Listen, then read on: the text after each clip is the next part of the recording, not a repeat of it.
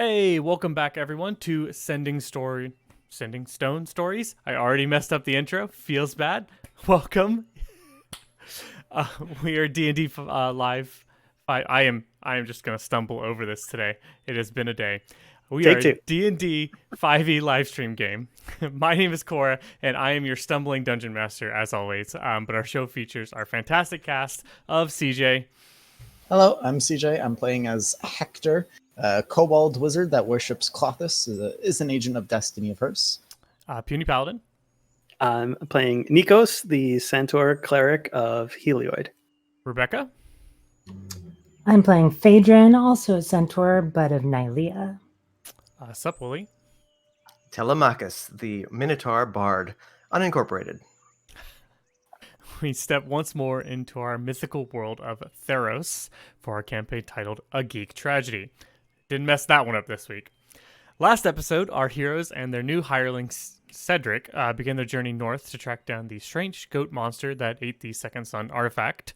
They decided to take a shortcut and head through the Nessian Woods, but as usual, nothing is ever quite as easy as it sounds. After fighting with the woods a bit, Cedric was charmed by a prankster dryad and fell right into a spider's nest.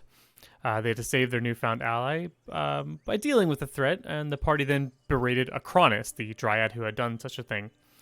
And Acronis informed that he had been sent by the wise voice of the forest to bring them before him, but couldn't resist messing with Cedric a bit. The party cautiously followed Acronis to the wise voice's clearing, and then they found a majestic grove where a gigantic turtle with the most massive tree they've ever seen growing out of his shell, rise from the earth, and he offered a boon to the allies to assist in their fight against the strange goat monster.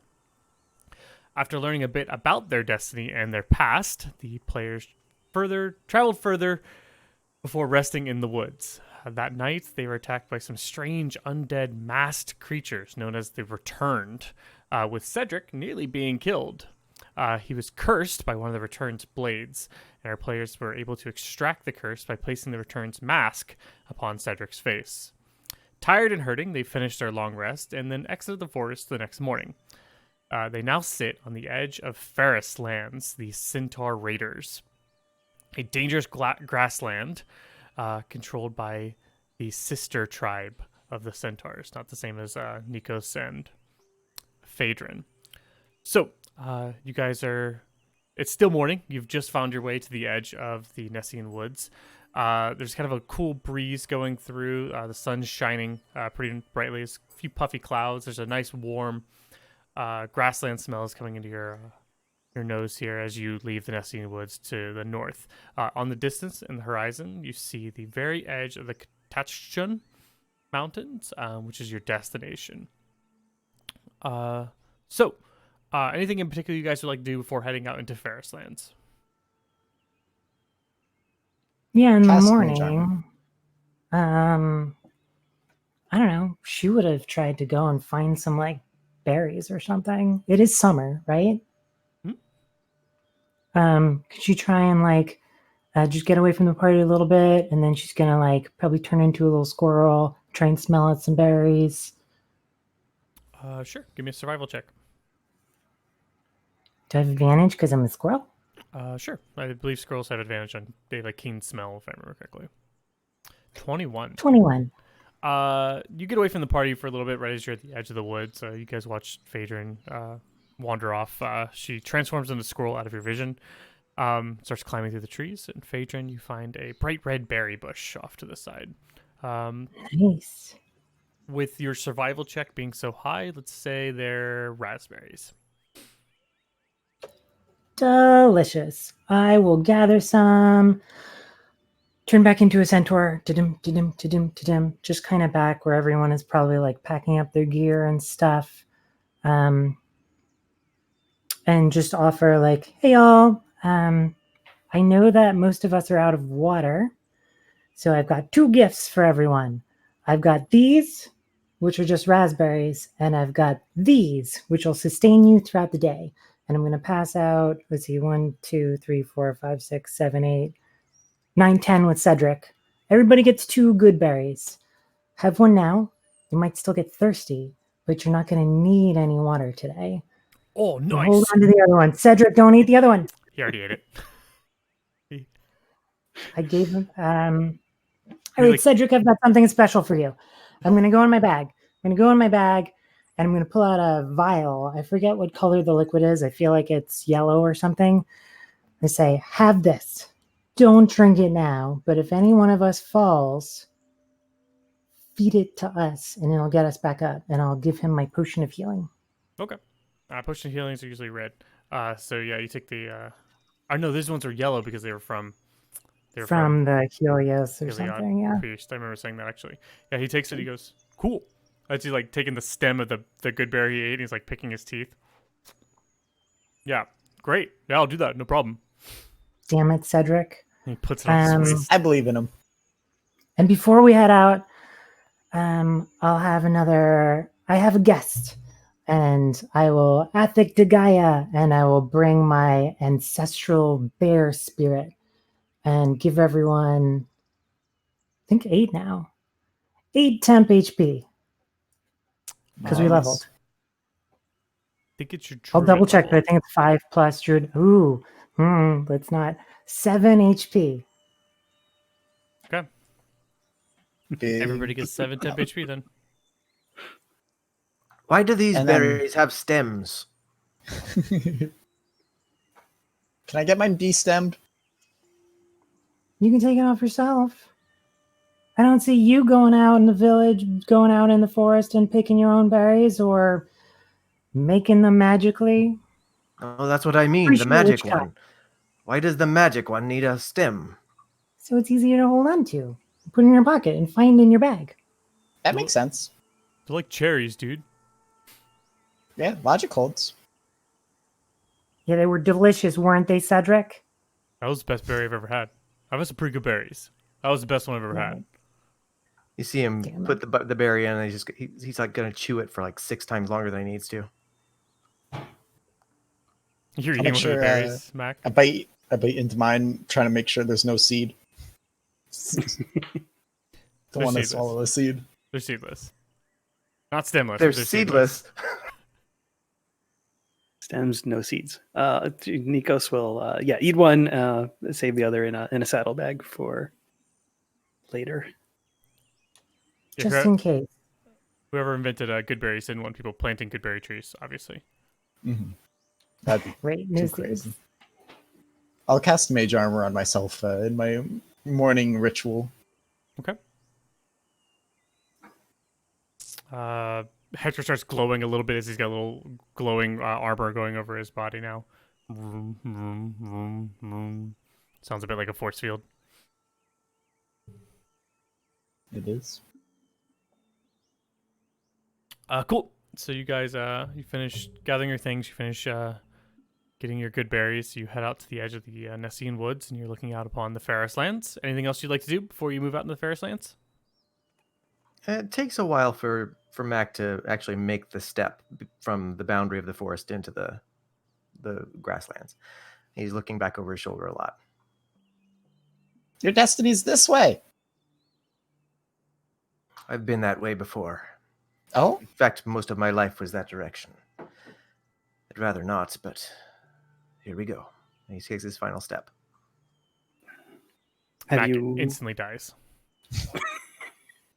have you had dealings with these Ferris centaurs?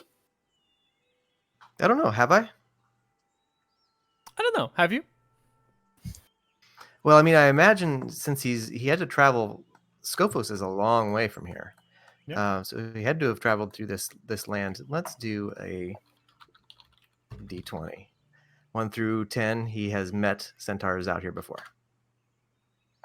Nope. So in that case, there's a good chance then that you came from. Oh, what is the other pass called? It's not the Cypress Gate. I can't find it. There's only 2 passes through the Katachtan Mountains. If you didn't come this way, that means you probably went around to Setestan, which means you probably went through Oresco instead, which is the Leonin lands on the other side of the mountains. Is it possible he would have come down the Data River? You could have if you would like. If you'd like to come through Melitus and cross over through Melitus lands instead of going through Centaur lands. Yeah, I think that makes sense. It's Okay. closer. Sounds good. So you guys learned that that Mac had come down Daedra River instead. Assuming Mac tells you that. I haven't met you folks. Were the first of your kind that I've met, other than on the field of battle. You fought centaurs? I was a follower of Amogus. We fought whoever he sent us to. If we're talking about firsts, that was my first berry. Hmm. An excellent segue, my friend. Well, I hope we're nicer. We won't try and kill you. You've already been killed anyway. And me. Don't worry. Hmm. Not just you. Well, speaking of trying to not be killed, what do we need to do to keep our necks through here?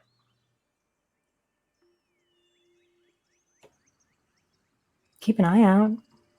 Presumably keep our distance from raiders. I don't know how much trouble they'll give us. We're a small party. Hopefully we can stay a little bit concealed.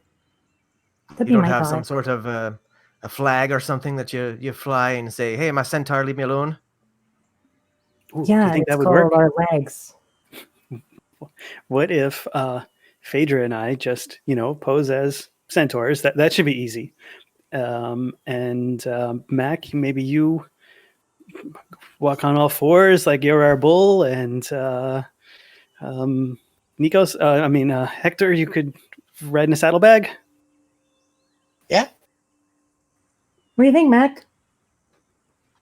Well, I don't have hooves on the front ones, but maybe it's a plan. I don't know if you're a believable centaur, though. Yeah, that might be the problem, huh? That was a good one. He's not a believable. He is a centaur, Mac. Ugh, that's forgot funny. his That's funny. skill. I stamp my hoof twice. Oh, right. What about Cedric? Yeah. Oh yeah. Oh, he could ride you. Then you would look like a centaur. Oh yeah. Mina centaur. I've heard rumors about one of those. Half minotaur, half centaur. Oh man. All right, well, let's get going. DM, would I have run into, I've wandered around, I'm like traveling centaur. In my mind, I've run into them and I just know they're kind of assholes. They're kind of assholes. That's a good way to put it. Yeah. So like Fine. Lagonans are you guys are merchants. Pheres are raiders. They tend to, if they catch you in the road, they steal your stuff and leave you to die or hurt you brutally. They're basically bandits. Kind of assholes. Let's just try and keep our distance.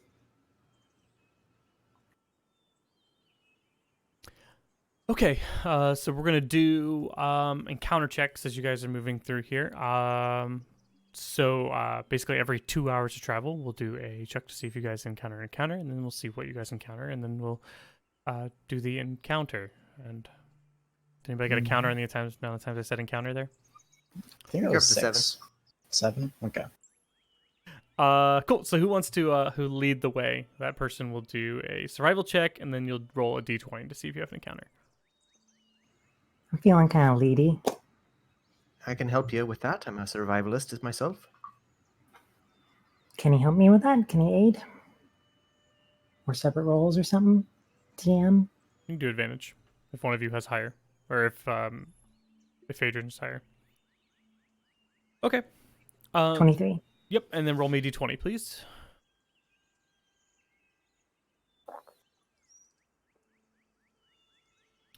8. 8. Okay. So, you guys are kind of moving through Pheres Lands. You've been traveling for about 2 hours. The sun is high. It's quite warm. Cedric is complaining a bit about getting a sunburn and how hot his chainmail is. But it's a nice day out. It's a beautiful summer morning. It's getting close to about noon now. And as you guys are wandering through, you are approached by a woman wearing a dress with snakes on it. You see her kind of coming down the road in the opposite direction towards you. As you get closer, you see snakes are actually Pharika's symbol, the goddess. And the woman is kind of hailing you down as she approaches. Nikos immediately falls to the back. Does anyone know her? Hail! Hello? Can we help you? Hello? Yes. Come here. And she's like waddling towards you. She's kind of short. She's not necessarily old, maybe like upper middle age, but she's like waddling towards you. Hold up. No offense, but we don't know you, lady, and we haven't had a great experience with snakes recently. Can you tell us what you need? Oh, yes. Sorry. I have potions to sell. I wanted to see if you wanted to buy any. What kind of potions? They're special magical ones from the Pharika's blessed healing pools. Does anybody still have money? I don't have gold. Pretty light myself. And I don't trust Pharika. We're kind of light on coin right now. Sorry. They're only a gold piece of vial. Only a gold piece of vial. What kind of crap is she selling? Nothing good, but like vials are kind of good if we need water. Oh my god. Do you happen to have any water skins? She like starts going through her bag. Not on me. I apologize.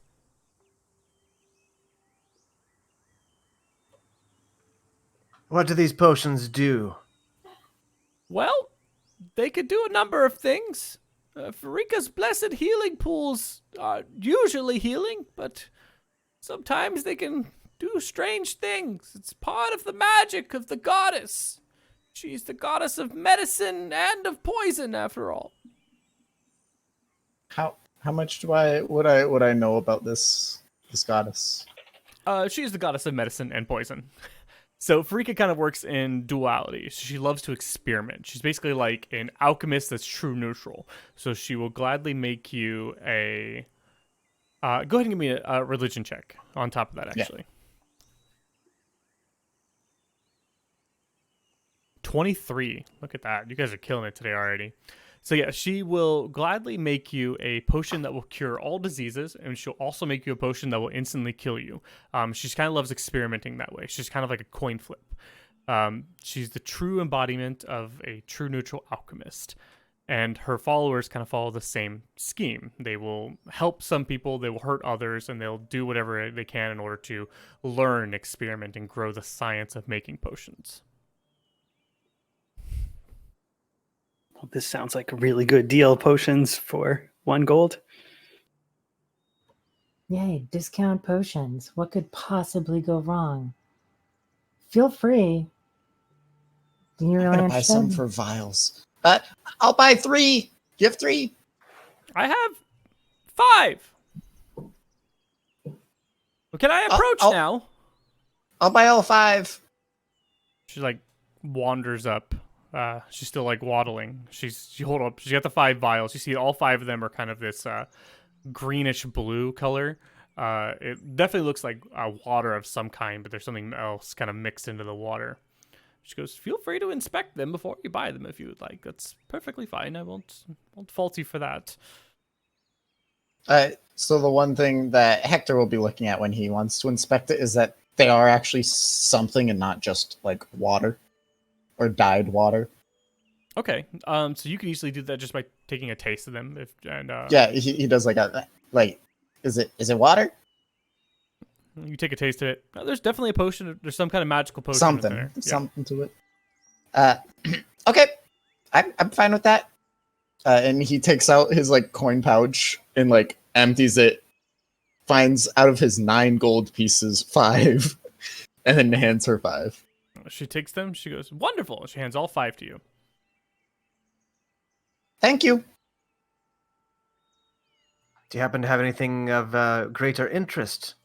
Anything unique?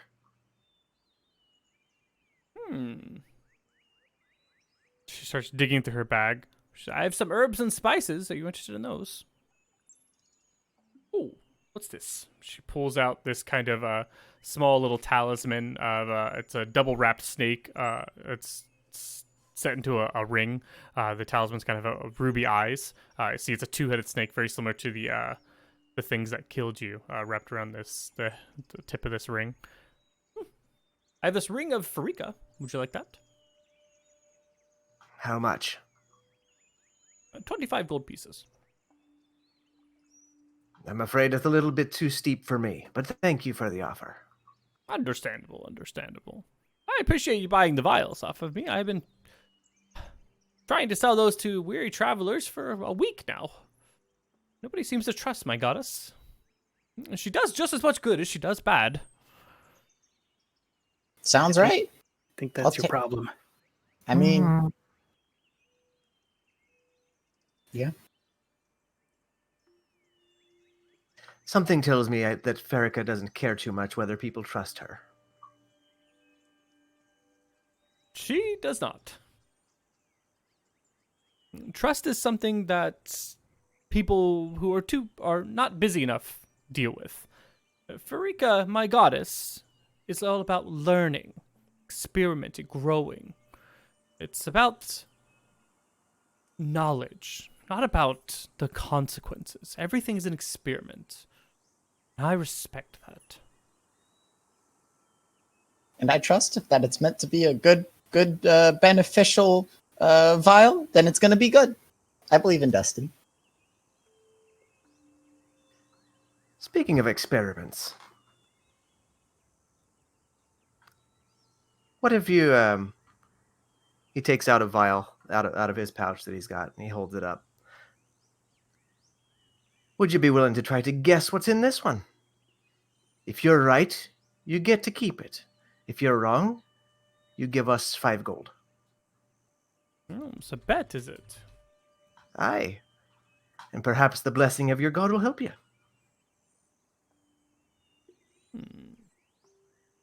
She like strokes her chin for a bit. Fine. I will take your bet. I'll even give you 2 guesses.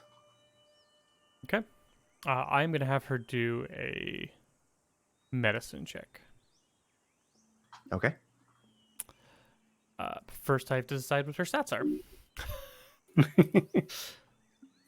Well, this wasn't a combat encounter. Let's kill her now.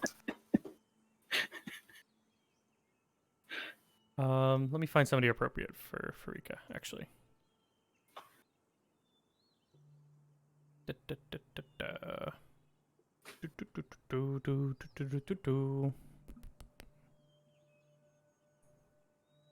This'll work. Medicine is. So I will say, Go ahead. the vial is clear, and it has a kind of a pinkish solution in it. Do you want to message me on Discord? Tell me what it actually is, so I know. Sure. Okay. I have suspicions, but I don't want to reveal anything if there's a secret to be kept. Gotcha.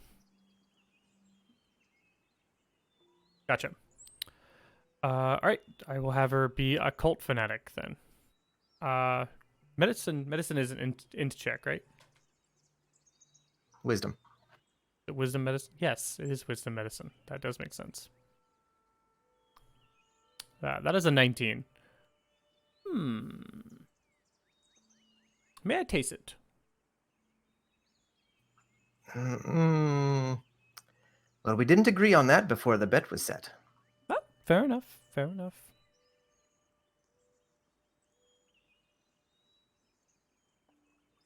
She like sniffs the air. Lovely.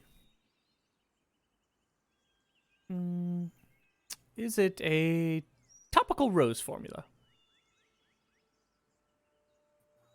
No.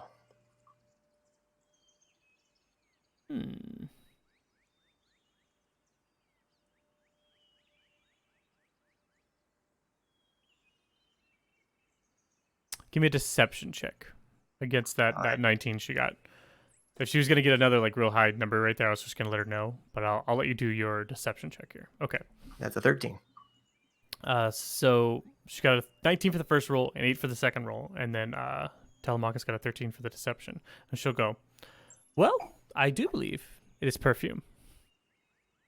Oh, you're very good. I might even have to follow Farrakha from now on. It's yours. Wonderful. She takes the vial, she dabs it, puts a little on her neck. Lovely. Maybe I'll make a rose thorn potion next. That'd be nice. Well, best be on my way. Sounds like something that will smell wonderful and prick you at the last worst moment. I was thinking more turn you into a rose. But details, we haven't gotten there yet. I'll have to do some experimenting. All right, ma'am. Well, have yourself a great day. You do. Happy, wonderful, whatever today is. I haven't really kept up with the time. She seems a little lost in her thoughts at this point as she starts waddling down the road again. Telemachus, is there a reason you wanted to get rid of that? Say again? Is there a reason why you wanted to get rid of that? Not in particular, but I thought the chance of getting some gold back would be worth it. Fair. I'm gonna go ahead. Okay. Does anyone want one? I have 5. What's in them? Yeah, I don't can know. It's random. I guess I'll take one. Can you How use much your more? magic and tell us what they are? But that takes away the fun. But she had snakes on her dress. So just No. because a snake kills you doesn't mean that all snakes are bad. Mm, Speak for yourself.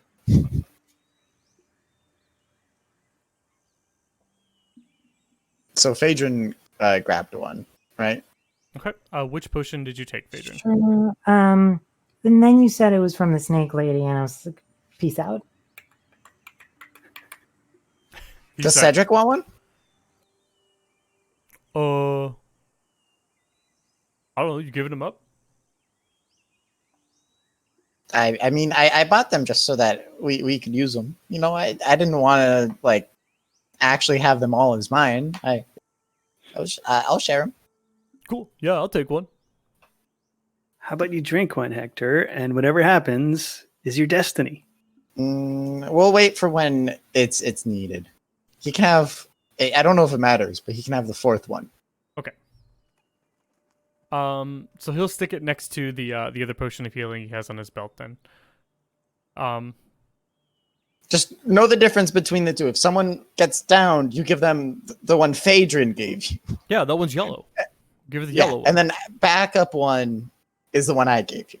Yeah, I'm not dumb, man. Okay. I mean, I saw you walk into a. Never mind. I was charmed. It's very different. Okay, I wouldn't have done that normally. Charmed by me when he actually did the walking. Okay, so you gave potion number 4 to Cedric. So I rolled individual numbers for each of the 5 potions because they can be different things.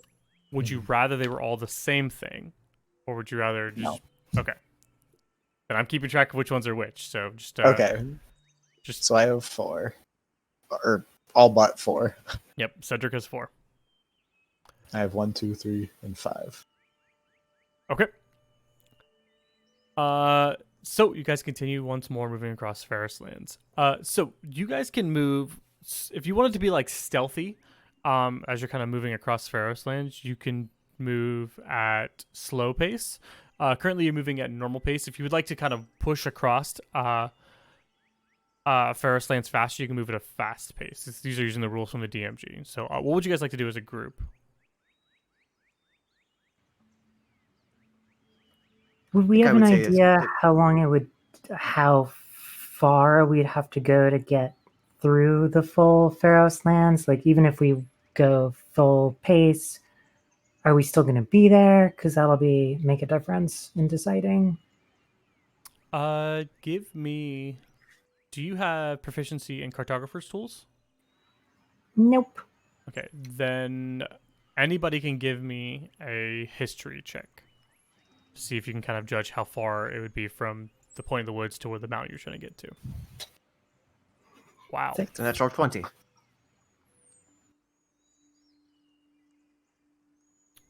Okay. Nico's got an 18, Matt got a natural 20, Phaedron got a 6, and Hector got a nat 1-6. So, Mac, you've kind of looked across here. You didn't travel across these lands, but you have a good idea for how far things are after your travels across Theros. So you suspect it's probably going to take you about 12 hours of straight travel just to get across the field. You know you could travel about 8 hours in a day. So if you fast pace travel, you can get there today. Otherwise, you'll get there tomorrow. At a regular rate, it's looking like we're about 10 hours out. I would suggest that we travel faster as we're further away from the mountain, and then slow down when we get closer, and perhaps find a way to shelter. Yeah, I don't want to sleep here if there's raiders, like you're saying. That doesn't sound fun. I agree. So we're gonna hoof it. I don't have hooves. You're fired. It's like being back in my Monday game. Okay, so you guys are going to travel at a fast pace. So when you travel at a fast pace, you do take, I think you take a -5 to your perception, your passive perception. Trying to remember. I looked it up earlier and I've already forgotten. Yeah, that sounds right. Yeah. Disadvantage is a -5 to passive. Yeah. Yeah, I'm going super fast through the grassland. Is it grasslands? it is grasslands. So, like, it's all the way up in my face, and I'm like, I can't see anyways. That's why my passive perception's 5. Gotcha. Are there any kind of landmarks along the way? Trees, boulders? Yeah, actually, throughout the land, there are kind of both ruins. There's some. It's not like a flat grassland. There are ruins here. There's kind of these rocky cliffs along the sides. There's a road, markers. We're not talking Kansas here. It's more like Greek countryside. Okay, so Mac would divulge to the group at that point. If we ever get to a situation where we would like to hide in plain sight, I've got a spell that'll create a 15-foot illusion. I'm just telling you now in case we need to quickly get into a line so that we can all be behind that illusion. Could we be inside it? Well, one of us could, but or two if we squeezed. But I'm saying we would need to stack and line up behind the illusion if it comes to that.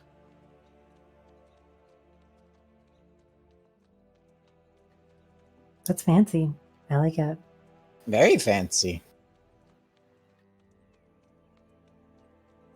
Okay. Frankly, I don't know where that power came from, but I'm not looking at a gift horse in the... Oh, well, you know what I mean. Gift centaur in the mouth. Okay, so you guys are traveling for another 2 hours then. Phaedron, give me a survival check, please, and roll a d20. Do your survival check with advantage. 24, killing it. And then roll a d20 for me, please. Great. So you guys have a pretty uneventful 2 hours. You do notice a couple times on the side of the road you find an interesting looking monument. There's statues, a couple different statues moving along here of a minotaur's kind of ornately dressed. He's got this like gold chain hanging down the front. You see 2 or 3 statues in the area, but other than that, there's nothing seemed to be too out of the ordinary. After another 2 hours of moving quickly, you guys are all kind of galloping along at this point. And give me another survival check for another 2 hours. Your connection to the server has been interrupted. It feels bad. 18. Well, I'll let you know. Okay, I can see the 18. Roll me d20, please. 20. 20. So you begin moving quickly some more. You've been going pretty hard now for 4 hours here. And you're moving fast. You're moving quickly. You're making really good ground. The mountains are coming up on you pretty quickly. And you've had no encounters other than the strange apothecary you've run into. So it's been fairly successful, I would say. Fairly successful. You're feeling close. You think you're going to make it there in the next 3 or 4 hours at the very least at this pace. But it's getting pretty exhausting as you're moving fast.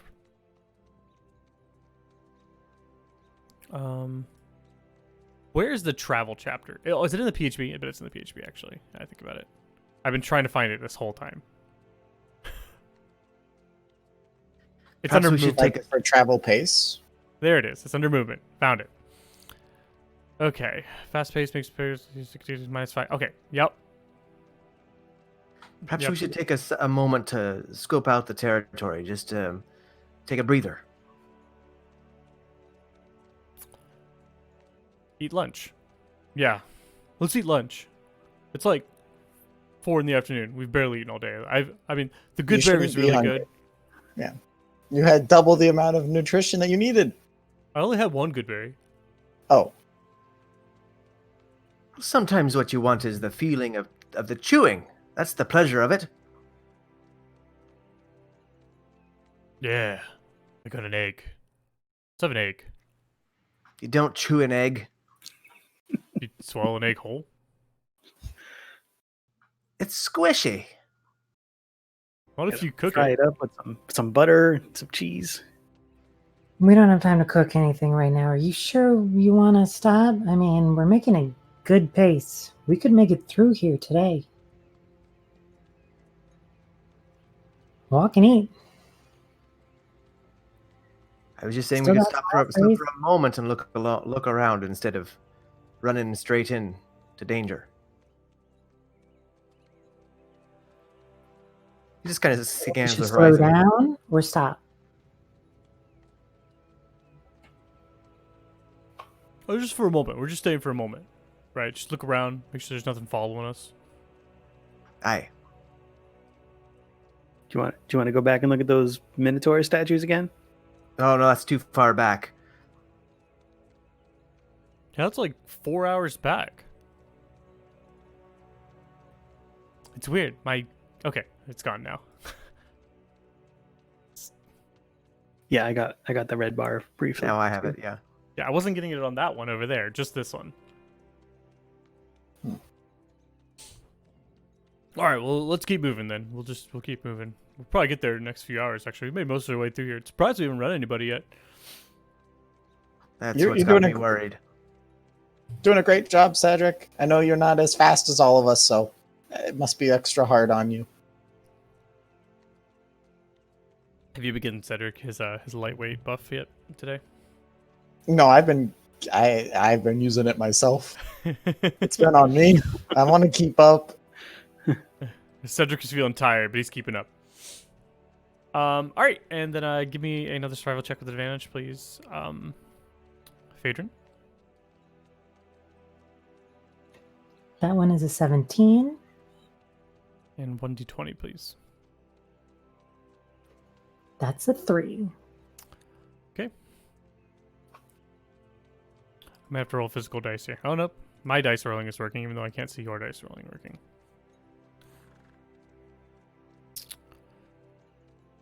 So, you guys are coming up to a new set of ruins. On the left, you see that there's a cliff wall. The path that you're following is kind of walking along the edge of the cliff wall. And on the right, you see these set of ruins. And inside the ruins, you see that there's a tent kind of propped up.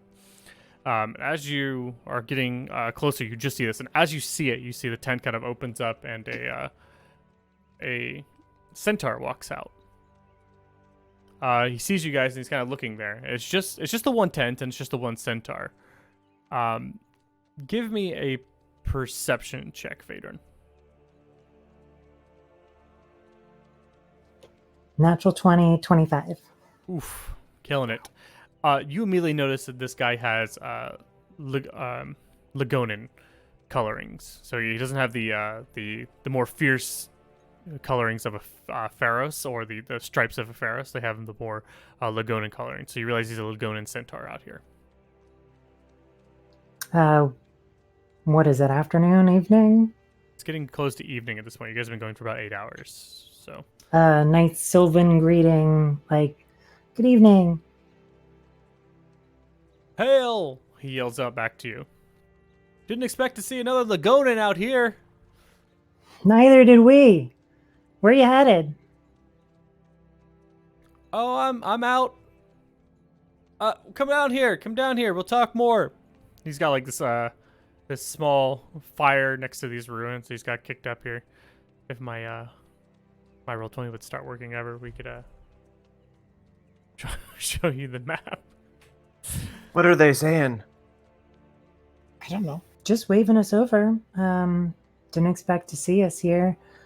Do I see anyone else with that natural 20? No, it's just the one tent and the one centaur. You could easily tell it with her perception check. The ruins are kind of high, so they could potentially be walk around there, but you kind of like it's down below in more of a valley area. So like there's like a cliff on the left. You're moving down next to the cliff. There's a valley area with some ruins in it, so you can kind of get a decent look over most of the ruins. You don't see anything else hiding there at the very least, and you're pretty sure He that there's doesn't something seem else there. shady or anything. No, he's about your age as well. Oh, cool. Let's go say hi. I mean, real quick. We should get back on the road, as it were. But I didn't expect to see another Laguna out here. Let's go say hi. I'll trot up. Okay. You walk up. You see he's got like a tunic on. It's covering most of his upper body, and he goes, "How's it going?" Good. Where'd you say you were headed? Traveling the world. Name's Calaxios. I'm on my Protoporus. Oh my god, me too. For how long? Nice. I've been out for about a year or two now. Oh Oh. my god. Yeah, I'm training to be a Coletra. Coletra. Really? Oh, Yeah. Hey, you wanna like train for a bit? Like I've been trying to learn from everybody that I run into. I'm trying to like get good at every weapon I can find. You got that real big nice bow on your back. You want to have an archery contest? my god, I wish we had time. Man, I've trained a little bit under our Coletra. I'm really excited for you. We're kind of in a rush to get through these lands. Oh, come on. How long could it take? 5 minutes? Fire a few rounds off? Okay. Yeah, quickly. Do you need any help? Have you been do I see a longbow that he has? He's got like a short bow leaning up against his Cool. tent.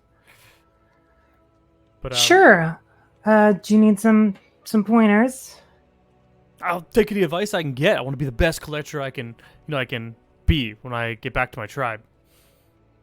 Are you good? Cool. Depending on the day.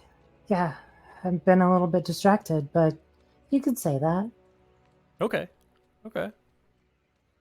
All right. Well, yeah. Let's get this set up. And he goes inside. And he comes out with a hay bale that's got a target drawn on it, and he's like, "I use this all the time." And he walks over to a short distance away, and he starts setting it up.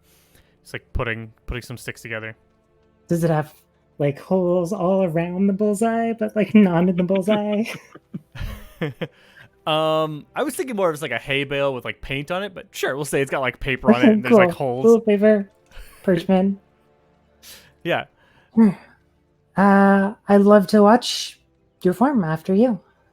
Awesome. And he goes back up. He pulls back his bow and he takes a shot. 23. And he goes and hits. That's my first bullseye! And he like yells out like, "Yeah!" And he pumps his arm. Yes! Man, you must be lucky. Good job. I'm so tempted to use magic or Should I use inspiration now or should I use it for death saving throws later? 23. Fuck. We'll do a best 3 out of 5 to see who wins the archery contest. Okay. Then I'll do a regular. I'll take a shot. Oh, that's a 24. You shoot, and you shoot with such precision. It actually scrapes the wood off the side of his his arrow as it also lands right in the bullseye. Jing! And his arrow snaps in half as you hit it. He goes, "Whoa! Okay, It's a beautiful you're good. art, isn't it? Yeah, so are you. You're hustling Take me another right now. shot. No, you're hustling me right now, aren't you? Are you pro? No. I'm gonna roll d20 see if he knows you. Odds he doesn't know you. Evens he knows you. Wait a minute. I know you. You're Phaedron. Maybe. Yeah. Oh, dude. This is my lucky day right now. Okay. It's no big deal. You're doing great. Look at this. You're going to make a great Collector one day. That was a good shot. Don't get me wrong, but you are an athlete. You won Harvard Glade Constance 2 years ago. Very, very nice. I saw that. Maybe this is your lucky day. Maybe you'll win today. All right. Yeah. No. This would be great. All right. He pulls back his bow and he aims and he goes, "Nah, I'm really gonna beat you." 19. 8. He gets right outside. He gets the little circle right outside the bullseye this time. Pretty good, 5 points. But yours, you're a little rattled a little bit by his fact that he knows you. You got a little nervous now, and you hit the edge of the bullseye just outside of it, or heads of the target just outside of it. And he goes, "Ooh, tough luck." Told you. Yeah, go for it again. Okay, all right, we'll do this. He shoots again. 19 or 18, and so he hits right in the same spot, right next to his other one, and then you right on the other side next to it. And he goes, "There we go. Now you're just matching me, aren't you? You're matching me, keeping it up." All right, I got a 5-point lead though. Don't forget. Of course, go for it. And 8 this time. And a 19. You immediately turn around. And he shoots right outside the edge of the target, and you immediately go for the same spot, right between his 2 arrows that he's got. He goes, "Okay, now we're even. This is 2 for 2. Okay, this is the shot, right? It's the last one. We could do winner take all right here." And then he rolls a 14. I don't think that's how the math worked out, but okay. Can I roll this one with disadvantage? I guess you did win. You won 3 out of 5 already. Yeah, I did. He's going for doesn't even- strength, not smarts. Okay. Sure, we'll go another one. And I'm going to roll this one with disadvantage. You close 12. your eyes while you're shooting. He doesn't realize it, but you hit just on the outside ring, and he goes, "Oh, still a good shot." Okay, so you win. You definitely had, he goes up and he's like, "Yeah, this one's definitely closer. This one broke my arrow in half." Okay, all right. He puts his hands up. You win. You win. I bow before the amazing athlete, Phaedron. I'm going to pull an arrow from my quiver, just a regular arrow. And say, "This is a lucky one. It's just my regular arrow. Mm-hmm. I've been holding on to this one. Maybe it'll help you one day." Nice. He takes it and he goes, "I appreciate that. Do you mind signing it for me?" I don't have anything to, let's see, do I have any spells or anything that could, sure, is there any, it's not earth. Do you have any, I've got a dagger. Oh, that's even better. I was just going to have you use ink. Yeah, no, do that. Do you have ink? If you have ink, I'll sign it for you. Yeah, I have ink. I kind of like the idea of you carving your name into it, though. Okay. I'll try and carefully carve part of my name into this without the Sylvan spelling, without breaking the fucking arrow. You want to do just your initials then? Sure. Okay, give me a dexterity sleight of hand with advantage, as you're being careful. Natural 2023. Beautiful. You take your the edge of your dagger, You actually do it really quickly. You've actually been practicing this. You do it every so often. Try and like carve your initials into it. And you hand it back to him, and he goes, his like mouth drops, and he goes, "Okay, I can't wait to show this back to the guys at home. This means a lot to me. Thanks a lot. Here, I got something for you. Actually, we'll be right back." And he like goes inside his tent. He comes out. He's holding like this box. Just a little tiny box. He's like, "I got a bunch of trinkets in here. I've gotten from all over the world for my travels." He starts digging through it. You see, there's like a crystal ball in there, like an armband, some like poppies and stuff. How about this? And he holds up the crystal ball. That is perfect. Thank you so much. Oh, I will hold on to this. Yeah, that thing predicts the weather. Does it? Yeah. I will use that every day. You look into it, you see that there's blue skies in the background. Really? Yeah. It just like reflects from up. It's reflecting the blue skies above. Right. Thank you so much. That is so sweet. My You honor. should head back home soon. A year and a half is a bit long.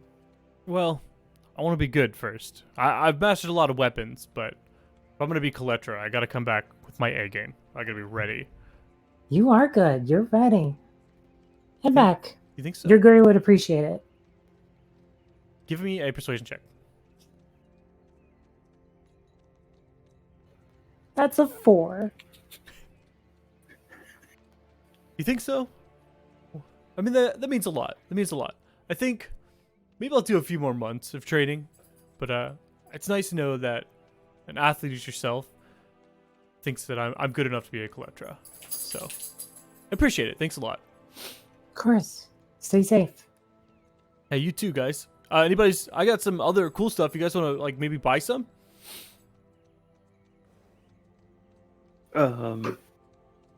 Okay, yeah. What you got? I got this. He pulls out this armband. It's got like an open eye on it. It's the symbol of Keranos. He goes, "I got this armband with the Keranos symbol on it. It's got a sapphire in it. That'll be like 50 gold pieces. Oh, I found this really nice magically preserved poppy. Works great as a druidic focus. That's 5 gold pieces." He starts digging through his stuff, and he pulls out this really nice polished driftwood staff. It's got like wave motifs on it for Thassa, and he goes, "This thing, nice staff, spellcasting focus, 10 gold pieces. I got that straight from a Triton himself. He made that from driftwood." Last thing is he like pulls out this set of leather armor. You see the studs are kind of in the form of tiny 8-pointed stars. He goes, "And I got this Krufix studded leather armor, 60 gold pieces."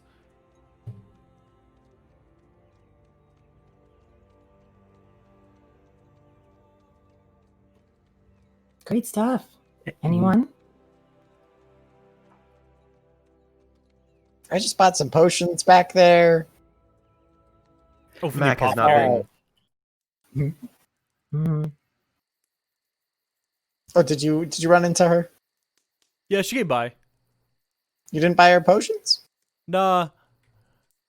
I've met a few too many Farika worshippers during my travels. I don't trust them. They're real 50-50 kind of people.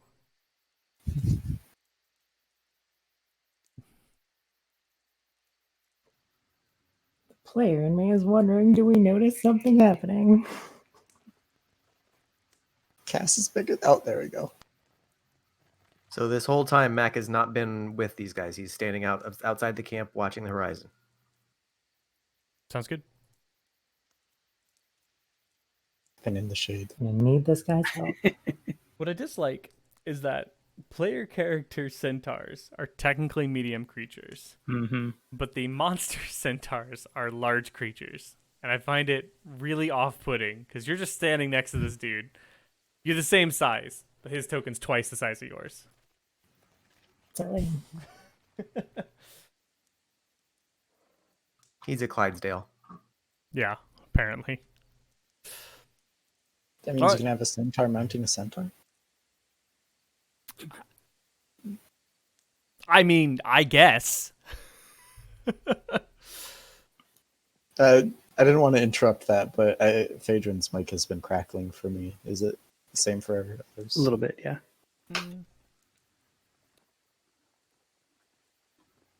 Noted. There's also like some fire crackling noises in the That's the music. from the map. Oh, I have that muted. Maybe I shouldn't. Cool. So you guys, you've had an archery contest here. So in about 15 minutes, the sun's getting kind of low on the horizon. You have been marching for 8 hours today. You're fairly close to the foothills. You're not far from them. So you could do a forced march and keep going if you would like, or you could camp here for the night.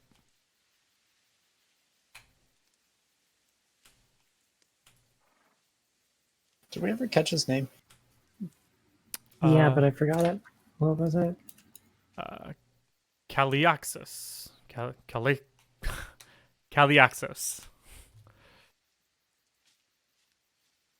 Caliaxos.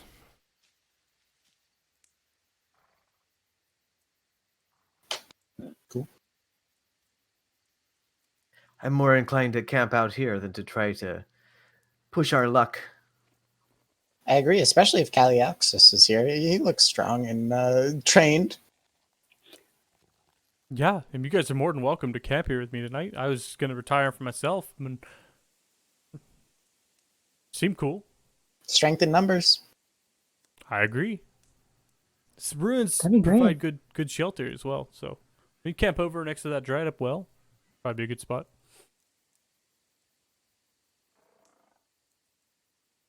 Yeah, I'm all for it. Okay. So, you guys start chilling for the night. Setting up camp. He has a fire going already.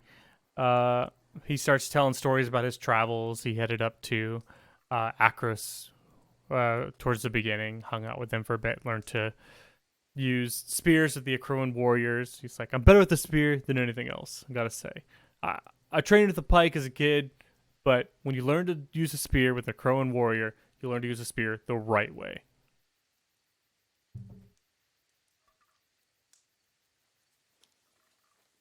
Throw in little centaur strength on top of that, and can't even mess with me with the spear. Can't even mess with me. I can make you extra strong. Oh yeah? Yeah. I make him extra strong. I keep doubling his weight. Yeah. Oh man. My arms feel heavy, but man, he like punches the wall and he cracks it a bit and he goes, yeah, that's strong. That's strong. I doubled your muscles. You know how much weight that is? A lot. He like Exactly. he starts lifting up the boulder next to him. His arms are struggling a bit. He lets it down. He goes, oh yeah, feel the burn. That's nice. It's cool magic. Where'd you learn that? Here and there, Clothis kind of blessed me. Clothis, eh? Hey, you know there's a really cool cave up further ahead that you might be interested in if you're a follower of Clothis. Well, if my destiny leads me that way, then maybe I'll attend it. But right now, our destiny is leading us elsewhere. Okay, yeah. Where are you guys headed, anyways?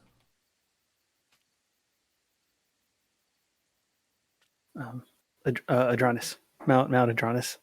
Okay, you're not too far from there. It's about 2 hours north there. Cool. You didn't happen to see a golden goat? Might have been on fire or something. Pass through here. Today? Anytime, really. I've only. I mean, if you've seen it at all, that would be interesting to know. Oh yeah, I've only been in the area today. I came from the mountains myself, actually.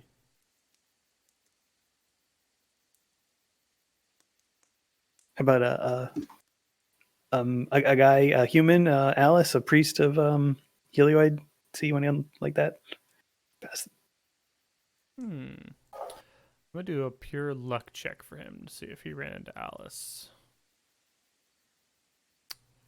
Doesn't ring a bell. haven't met a priest of Helioid. Not since... Ooh. Probably when I was down towards Miletus. Probably last time I ran a priest of Helioid. That was 6 months ago.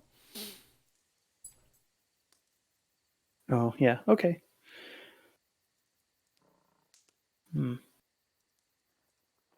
I mean, until today. You met another one.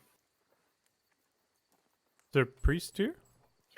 Yeah, he like shows the saddlebags with the symbol. Yeah. Right. That's Oh, Yeah. nice, yeah. Well, welcome. He goes up and he like shakes your hand. He's like, nice to meet a priest of a god. You got magical abilities? yeah. He casts light on his spear, probably. See? What do you think? Right? Excellent. Yeah. A Helioid only chooses the best, so That's what they say. Yeah. wonderful. All right. I've never been chosen. I'd like to be chosen, but I think my calling is to be a Coletra, so probably won't be. That's an important role. So I feel the same. Being a librarian is a good calling too if you ever feel like it. What is a librarian? Never mind. They use books as their weapons. See? Books don't really make very good weapons. They're paper. Because you could throw one. You wouldn't do a lot of damage. Oh, well, you just never seen anyone who was a real expert with a book. They can be deadly weapons. I've met a lot of Yes. fighters in the past year and a half. I've never met anybody who uses books. Well, you just haven't been to the right area then. Big books, ones that whack people. Are you guys messing with me? No. Messing with me, aren't you? Of course not. No. Look at me. I'm a very old minotaur. I've seen much more than you could have seen in a year and a half of travel. And Cedric's like, I think he's messing with you too, man. Maybe they're messing with me. Or we pay you. Yeah. It's good money. Although we marched real hard today. But no dying. No chances of dying. I prefer marching over that. Actually rolled a 3 on deception. And Caliaxis just kind of looking at you like, yeah, they're messing with me.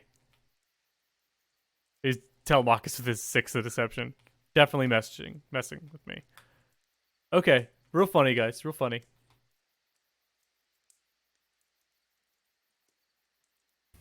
I whack him with my book just to emphasize it, you know? See? Didn't that hurt? He like weird reels on his hind legs.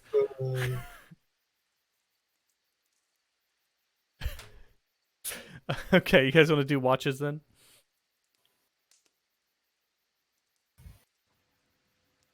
For your long rest. Yeah, I'll Mhm. take first. Max taking first. I'll take last, so I can watch the dawn. Max takes first. Nico takes last. I'll take second. Phaedron second. Cedric will do second with Phaedron. And then Hector doing I'll do third. Yeah. I like one of the middle ones for when it's fully dark. Makes sense to me. Calioxus says he'll stay up a little bit later and he'll help with first watch as well. Cool. So Mac, it's you and Calioxus who are up for the first watch. Would you like to say anything to him during your 2 hours?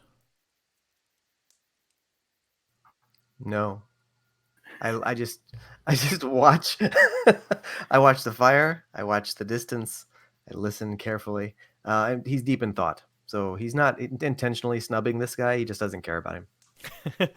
Fair enough. Give me a perception check then. That would be a 16. And Calioxus got a 10. So you guys are sitting and watching through the night. You don't notice anything happening in the distance. After a couple hours, he kind of walks up to you and pushes you and he goes, "Hey, buddy, Hands off, my friend.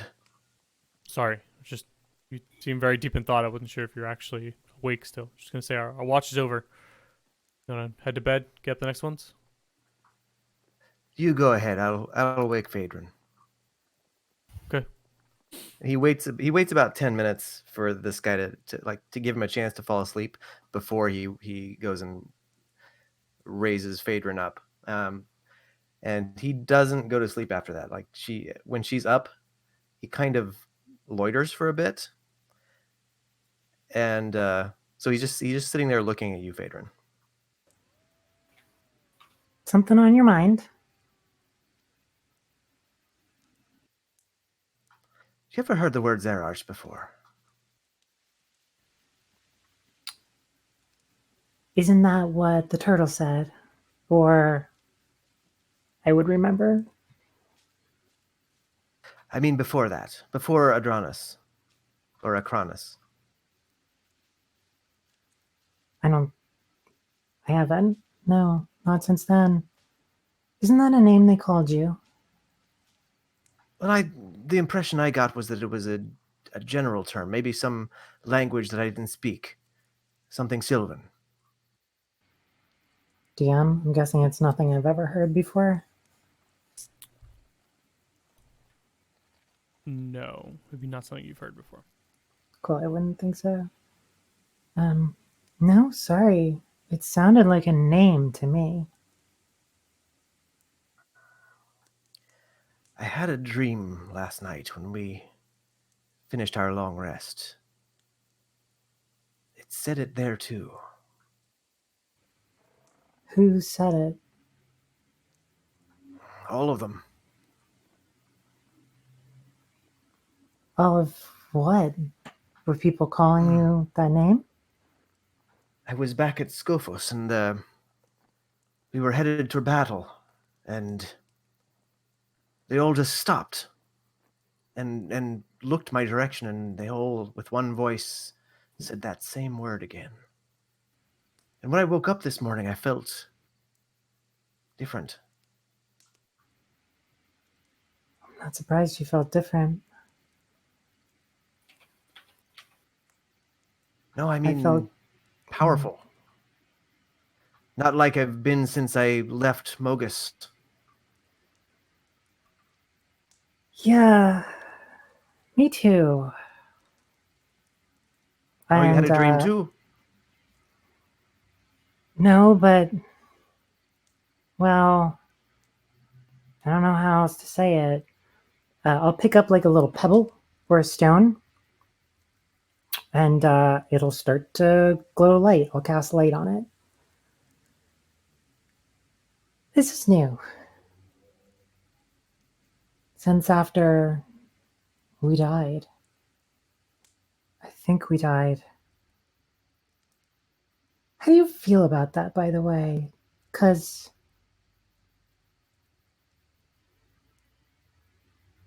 I'm feeling a little used. I'm a bit conflicted myself. I've never been one, well, since I left Scophos, I've been intentionally avoiding the gods. And then to be thrown in with you all on this mission. It's been strange. And my relationship with the gods was not like this. I had a dream, and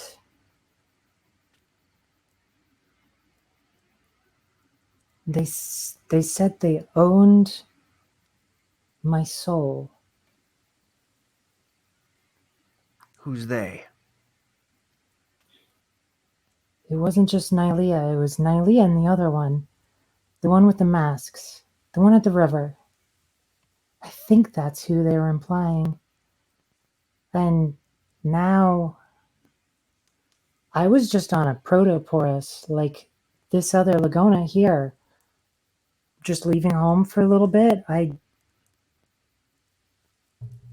now I've been chosen to fulfill some quest, and my soul was bought for it. It doesn't.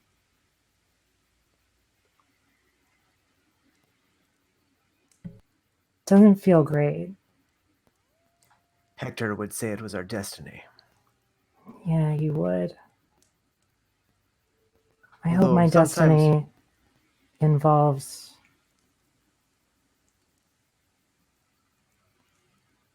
times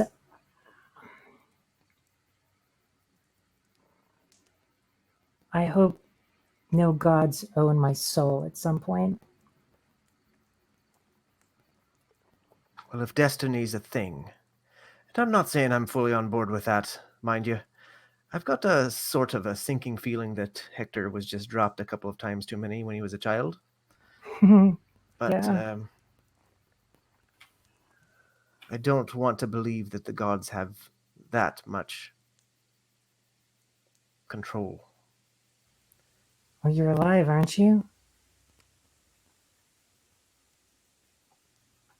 Aye? That seems like a lot of control to me. It was their fault that we died.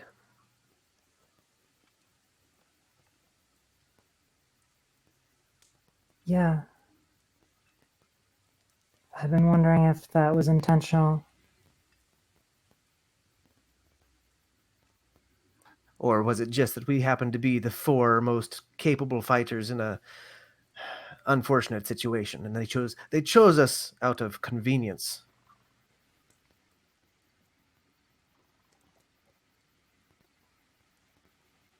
That sounds like something Telemachus would say about the gods. And I think this time I have to agree. No offense, Nylia. For doing That's what your I was going to stuff. say. Here to do it. I want my soul.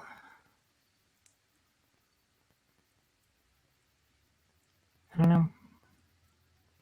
Well, perhaps we can prove ourselves in some way and get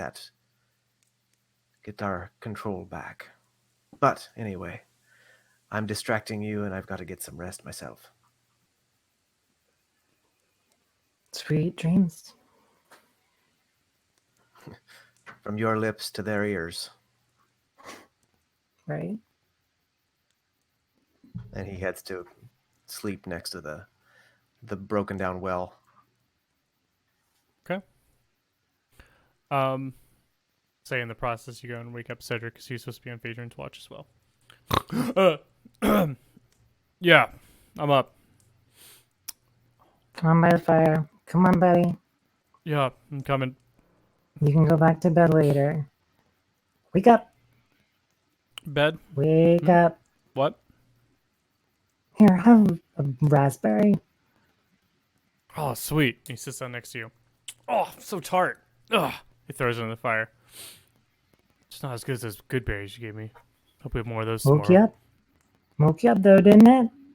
Yeah, that's true. That's true. Let's keep our eyes open. All right. Then go ahead and give me a perception check, please. Mine is a 10. And his is an 8. Phaedra, you find yourself kind of distracted by what Telemachus had said to you. And you're having a hard time kind of focusing on this as you keep wandering back to these thoughts. Every so often you look over and Cedric is actually... He's like falling back asleep. Yeah, huh? I'm up. I'm up. And he keeps like winking throughout the entire shift. But you guys don't notice anything during your shift. Right at about 2 hours, Cedric goes, okay, all right, bedtime again. Go on back. I'll wake up. Someone said they were last. I think it was Nikos. Wake up the next one. I think I'm waking up Hector. Yes. Yep. If we're doing 4. Yep. Wake up. It's your favorite time of day. Well, Yay. favorite time of night. Mm-hmm. Or The stars I'm are tired. shining. You can see the I'm going to gods bed. moving around. Have fun with that. I'm going to bed. Cedric's already fallen back asleep. Hector, anything you want to do on your night watch? Well, one thing is that he almost always wants to watch the stars, but during those 2 hours times, he might try and see if there's any way he can look at the potions and see their differences. Maybe not even determine what they are, but like see like how different are they? Like, are there any? Do they all look unique? Do you have proficiency in alchemist tools? I do not believe so. Nope, no tools. Give me a medicine check. 4. They seem like they're all the same potion to you. All the same. Okay. But he wouldn't try any further. He was just trying to see how different they are. Yeah, he'd be looking up at the stars. So you look up at the stars, and tonight you see Clothis. She's up in the stars. You see that she is weaving her hair across the southern sky, a beautiful, almost a river of her own hair running down into the edge of Nyx. You see it's kind of like collecting as she weaves it together. She's got this spindle? Is that what it's called? Thanks. I actually watched a video on this because I had no idea what it was. It's basically like you put the hair and the tip, you spin it, you bring it down, you wrap it around, and then you pull out some more of the hair, and then you spin it again. That's how you thread yarn with it. It's really cool. You see that she's doing that as she weaves the threads of destiny from her own hair. Right in the middle of the sky, looking down from the very top, almost like high midnight instead of high noon, is Phoenix. You just see his returned mask staring down, looking down upon everybody. A little further away, a little further on the opposite side of Clothis, you see Karanos. He's looking wistfully down towards the mountains. Seems like he's almost thinking. Every so often he snaps his finger and like a shock appears in his fingertips. Then he goes back to thinking as he just stares. Sorry, which one was that one? Karanos. Storms. Got it. Those are the three you see. And I make note to myself to ask more about that cave for Calixos? Calioxus. Calioxus. Calioxus free. And then give me a perception check with disadvantage as you've been watching the stars more than you've been watching the land around you. Absolutely. That's the... Not intent, but that was definitely part of it. I'm not sure it would have helped you either way. That is a 6 perception check. You don't see anything. You've had a very uneventful 2 hours. You're watching the gods. You get really drowned for about an hour of just staring at your goddess weaving the threads of destiny. You swear she looked at you and smiled at one point, but did she? Who knows? Can't be sure with the gods. Honestly, Cass is probably paying more attention than I am for any disruptions in the night. Yeah, have Cass give me a perception check as well. Because she isn't as focused to watch the stars as I am. 11. Oh no, Cass has keen hearing, doesn't she? Or keen Yeah. sight. It's hearing and smell. Okay, so So we'll give it a 16 because she's still listening out at the same time. Cass doesn't notice anything either. And then I'll go to Nikos. Nikos, you get a nice 6-hour rest. Feeling pretty good. Wakey. Time for you to watch the sunrise. I'm going back to bed. I can't believe we have to wake up for the day. Anything interesting in the stars? I saw Karanos, I saw Phoenix and Clothis up there. It looked like there might be a storm brewing. I don't know. We'll have to check the crystal ball. But yeah, good luck. Enjoy the sunrise. Okay. Nikos, anything in particular you would like to do during your watch? No, he'll probably move somewhat away from camp and cast light, and then like move back towards camp just to increase his vision range there. See if anything's coming that way. Okay, so you're going like a short distance away, casting light there, and then moving away from it. Yeah. Okay, yeah, cool. Almost like a beacon, like a spotlight, so you can keep an eye on the area around you. And and maybe that would attract, if there's anything hostile in the area, it might be attracted more to that than to us. But Yeah, absolutely. And give me a perception check then, please. a 6. Okay.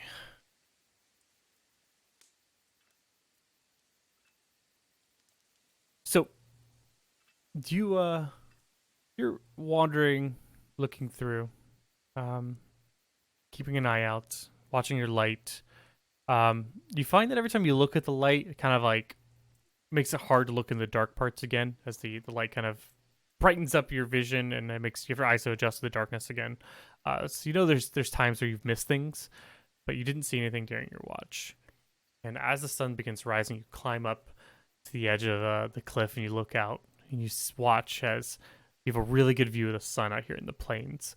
The trees are no longer in the way. You're far enough away from the Nessian Woods that right on the horizon you can watch as the sun rises. It's your favorite time of day.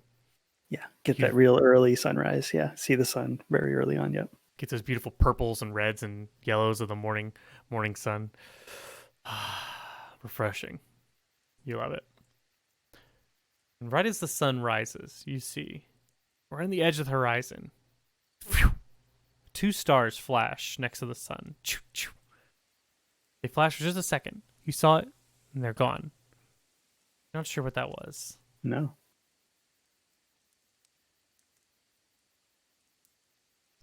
But then morning comes. I'll ask Hector about that later. Cool. You guys successfully complete a long rest. Not that you did anything during the day, but yay, long rest. Cedric sits up. Oh, back is freaking killing me from laying on the ground.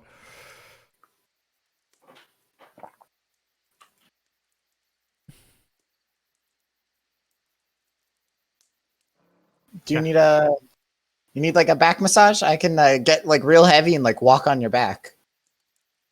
You know what? I think that'd be great, actually. And he like lays down. He's got his armor off, and he goes, I Crush me. double my weight and then start just stepping around on spots. Are you like 45 pounds? Without equipment, I'm like 25, and then with equipment, it's like 100. Mac walks over and says, I can help you with that too. No, this one's more than enough. Hector, I can't breathe. Okay, I'll lose my concentration and then, weigh like half as much. As you drop weight, you hear something crunch as he it resets itself back in place, and he goes, actually, that feels pretty good. Oh, yeah. Okay, that's... Wow. No, I think you definitely reset that. Oh. There you go. Hope that's better, Cedric. Dude, that's way better. I can't bend my neck, though. Is that bad? Cass will warm it up for you. Okay, but I can't bend it. Like, I can't look... His, like, neck is, like, real stiff as he stands up. I can't look down. That's rough. That's just a side effect from the returned poison. Yeah. Oh, okay. If you say so. Now get dressed. It's time to go. He's like, this is real hard as he's trying to, like, put his armor on. He's like, is this strap done? He's, like, pointing to his leg. Well, if those scaly feet didn't do anything for you, maybe these hooves. Maybe I'll give it a try walking on your back. Let's not. Is this strap done? I can't see. I'm gonna double his weight and see if the double amount of his head like changes anything, or even possibly giving him advantage in strength to try and like move. Nikos will give him a hand with his armor. You double his head, and as soon as you do, his neck goes. It's like head falls forward. He goes, "All right, I can move my neck." Oh, so painful. And it cracks like 3 more times as he rolls his neck around. Okay, we got movement back. You can turn that off now, Hector. Oh. Okay, I feel good. That strap wasn't done. Why do you guys tell me? And he just goes to fix the strap and he gets dressed. Hey, Calioxis. Yes. You don't happen to have an extra water skin, do you? I do. Do you need one? Yeah, I actually do. I don't. Here. And I'll take one of the good berries I made that morning. I don't have a lot to trade, but this will keep you satisfied or whatever all day if it interests you. He sniffs it. He takes a bite out Go of it. ahead. And I'll take one. That's really good. Yeah, fair trade. And he reaches down. He hands you a water skin. You see, it's got the emblem of Akros on it. Cool. And then two for I gave one to, so I'll do one of mine. Everybody else, including Cedric, gets 2. Again, Yep. And if you don't have a water skin, I recommend you take one. You might get really thirsty. Oh, I have 4 Calioxis, vials. you might appreciate meeting my buddy Marcus. Come here, come close. Stay close with us. Athik the guys, Sligne Odasa, and Marcus the bear shows up, and 7 temporary hit points to everyone, including Calioxis. Oh, that's what you meant. I Mhm. was trying to remember, like, is Marcus an NPC? I don't remember. Who's Marcus? Now it is.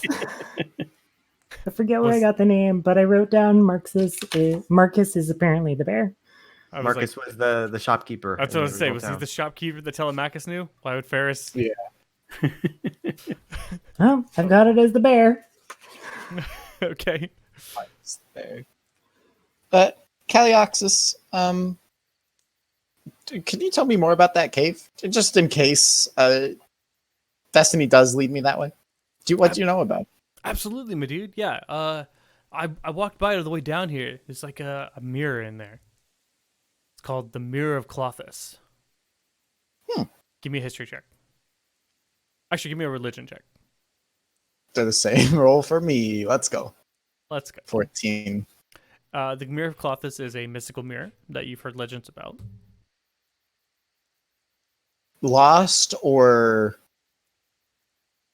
No, not lost. okay. If it's not, if he hasn't ever heard of it being like lost or like stolen or taken or whatever, then it's still not gonna like lead him a different direction. But he just wanted to hear a little bit more. Okay.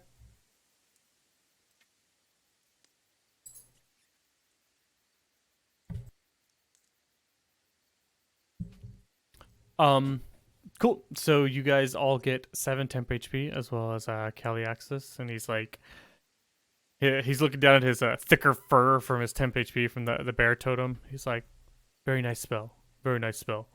Okay, well I'm heading south. I'm actually heading back to the Nessian Woods. The archery tournament's coming up. A new one, another one. I think I'm gonna head down and take a look at that. Maybe I can learn something from those archers down there. Appreciate meeting you, Phaedron. Nice meeting everybody else as well. Good Take care. luck. Good luck to you too. Nice He's- meeting you. Packs up his tent and he heads south. Cool. So you guys you're very close to the mountains. You're only a couple hours away. Would you like to travel at a normal pace today? Yeah, we're not that far away from it, right? Correct. But you can also travel at a slow pace if you would like.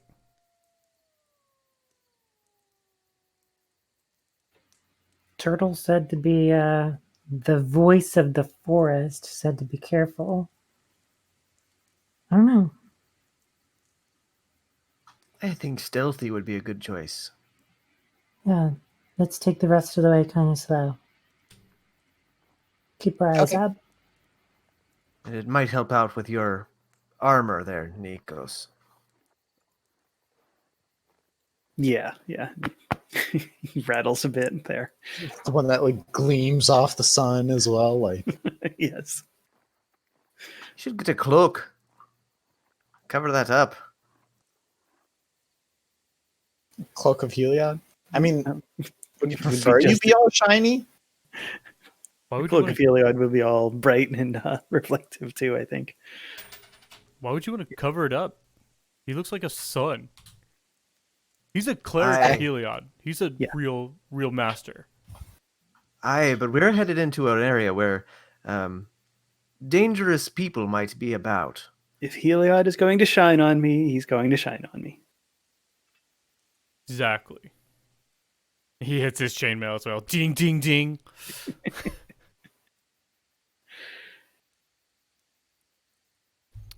Well, as we enter the mountains, I'm going to keep an eye on, like, I want to look up and look for ambushes. Okay. Everybody, give me a. You're heading into the foothills at this point. Give me a stealth check, and give me a perception check, please.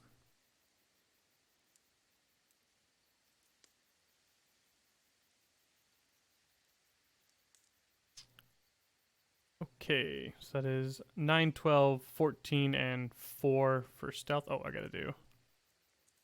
What's his face as well? He got a 14, and then his perception check will be a natural 22.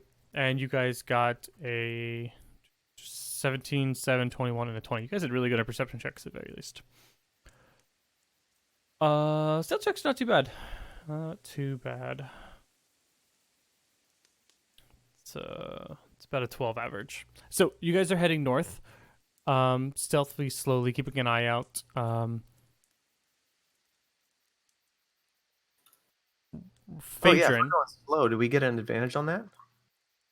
No, so going at a slow pace actually just allows you to stealth. Got it. Phaedron, give me a survival check with advantage, and then roll me a d20, please.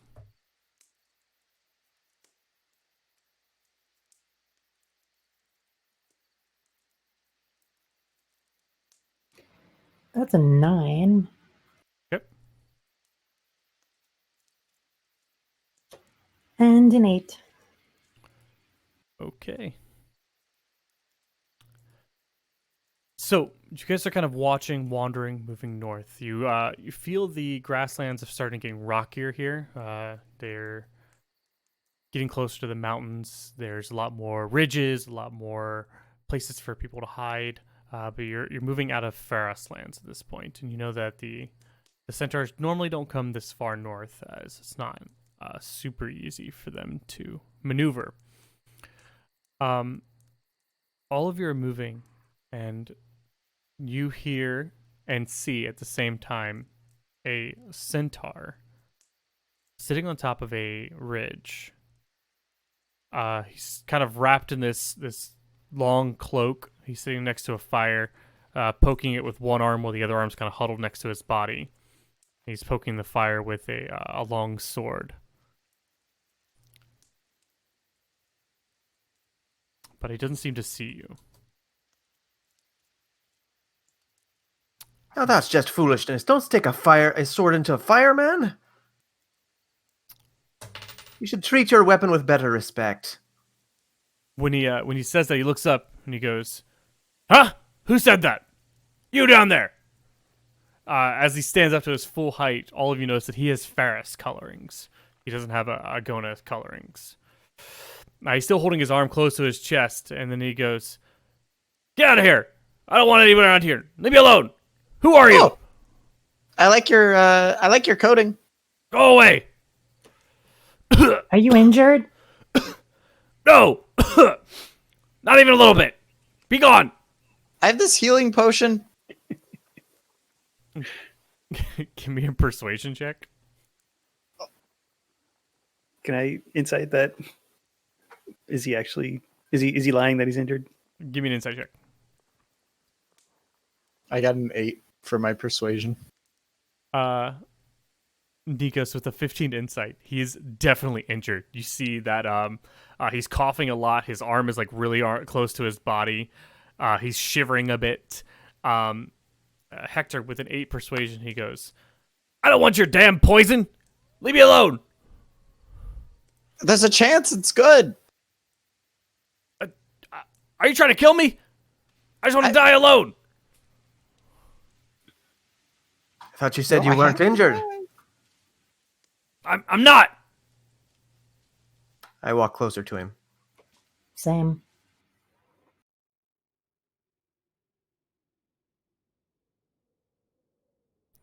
Stay back. He starts like holding up a bow above his head. His arms like shaking while he does it. We're not the kind to leave a damsel in distress. I'm no damsel.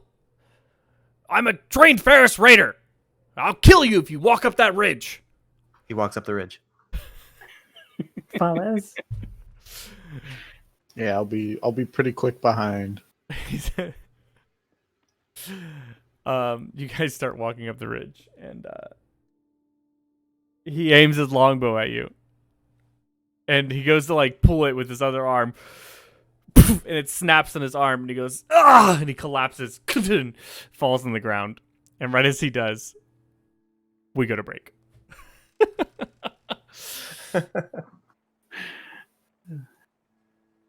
Cool. So we'll come back at quarter till as he collapses on the ground. All right.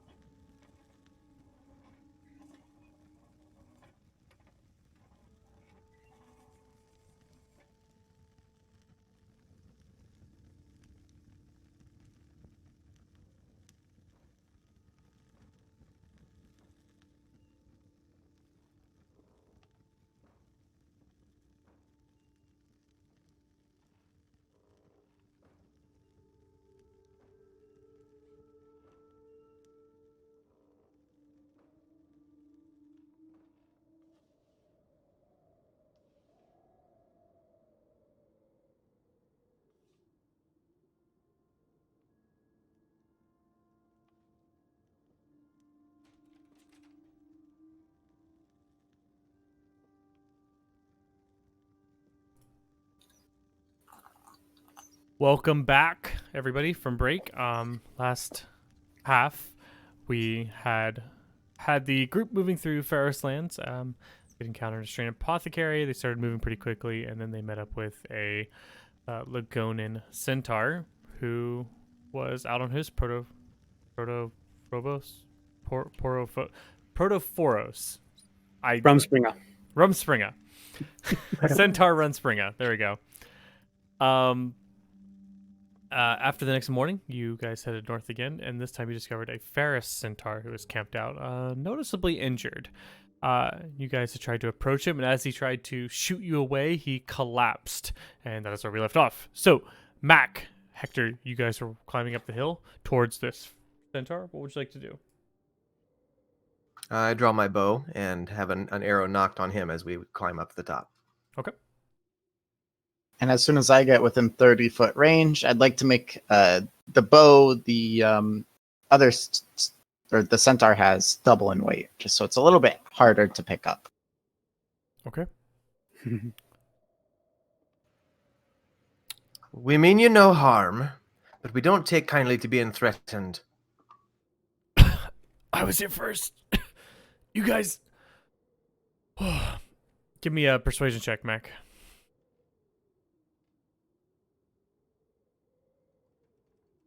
That'll be a 20.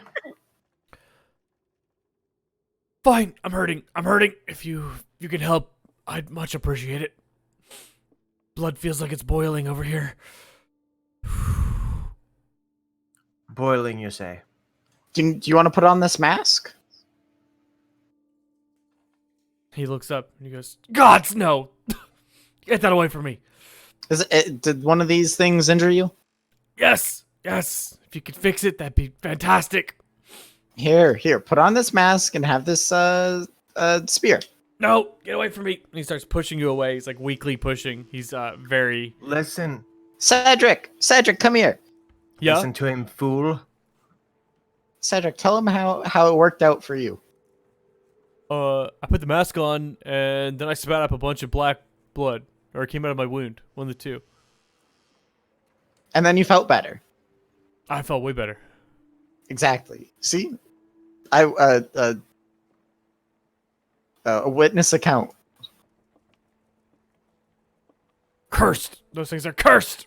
Get away from me! Mac walks further up and closer to him. We've seen and fought these things off successfully, and our friend here was afflicted in the same way that you are. We're telling you, and I know it's hard to believe, but wearing the mask, and perhaps holding the spear, is what saved him. Give me a persuasion check again. That's a 25. Fine. Try it. Oh, it's so hot. I hope any mask works and not just like the one that injured him. Well, what can be worse than this? Give it a try. He takes the mask in his hands and he looks at it. And using his good hand, he weakly places it on his face. Something's supposed to happen now. Here, have this spear. Other hand. He holds his other hand out and he grabs the spear. Nothing? No, still feels like I'm burning from inside out. Okay, might have to be the one that actually injured you. Did you kill it? Yes, I killed it. I wouldn't be alive if I Where? hadn't killed it. I don't know. What? Away, somewhere. Like how far away? Not Maybe- far, right? You wouldn't... Day before last. Oh, no. Well, I think he's toast. You don't see any destiny spinners? It's daylight. You've never seen a firefly in the daytime? Not usually. It's rare. What's your name, friend? Doesn't matter. If you're not gonna help me, leave me to die. Not long at this point. I'm trying. Do we just have the one mask, or do we have all three? You had all three, I Hector? think. I think you kept all three. They had different expressions. Maybe let's try the other two, just to be sure. Couldn't hurt. Yeah, what was the face of the one that hit you? Or did multiple hit you? Just the one. Multiple attacked, but it was only the one. The cursed blade. It's anger. His face is anger. Lots of anger. Use the anger mask. You have Yeah. anger, crying, and shock. Mm-hmm. Which one do you guys use first? Not the anger. Probably whichever was the one that had hit Cedric, like the one that had cured him, which was the one that was using. I forget That the was spear. also anger. So it probably would have been anger is the first one that Hector would have tried. Try the other ones. You have to Uh, at least try. yeah, I guess. Okay. Here, Come. try these. Coming to curse me more. He tries putting the crying one on his face. Nothing as he wings it. He throws it 10 feet.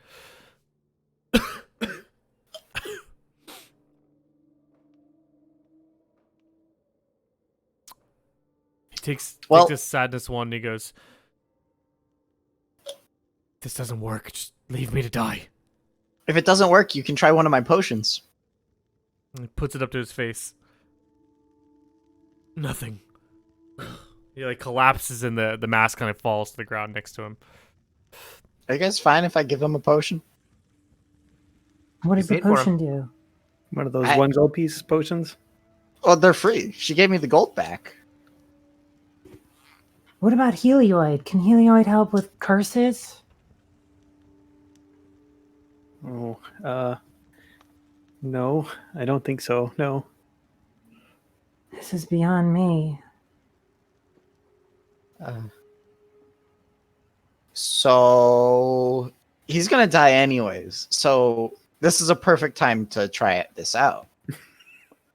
If he's meant to live, he'll live with this potion. Right? Oh my god.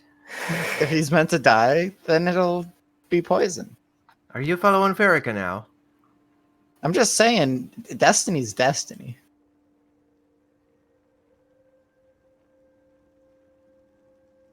I'm walking up to him with my potions. He's right. I'm gonna die anyways. It's the worst that could happen. Damn Farrakha You mean- followers. Should have bought There's these four potions of from them. that apothecary yesterday. Which one do you give him? You know what? It'll be random. It is the second one. So the second one was a potion of superior healing. He drinks it. Loop, loop, loop. He spits it out. Oh, it just made it worse. Oh. You could almost feel the heat radiating off of him now as he's just... Well, that's odd. I expected it to kill you or save you. I expected it to make you blue.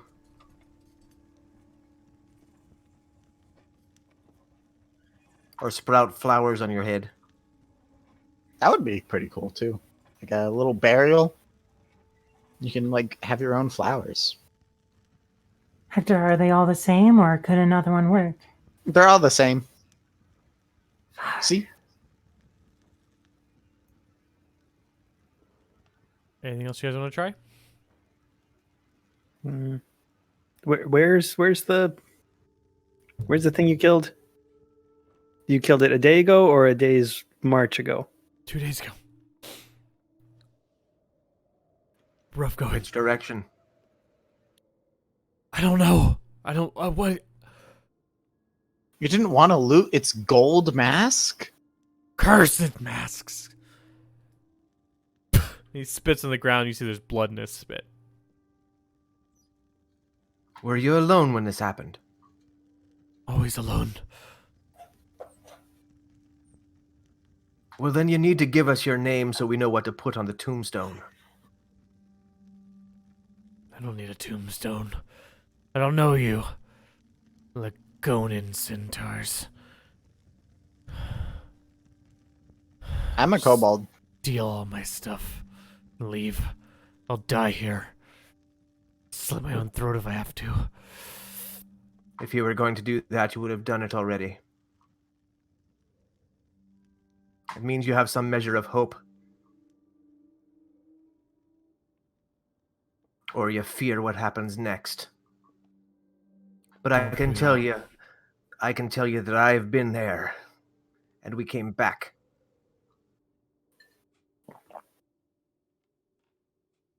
Just like the return.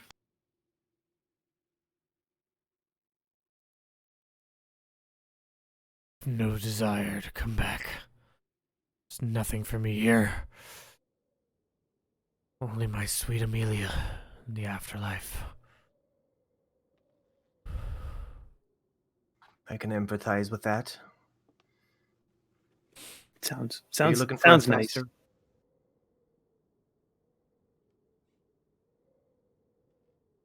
Say it again, Telemagus. No, I was going to say something, but then I decided not to. Okay.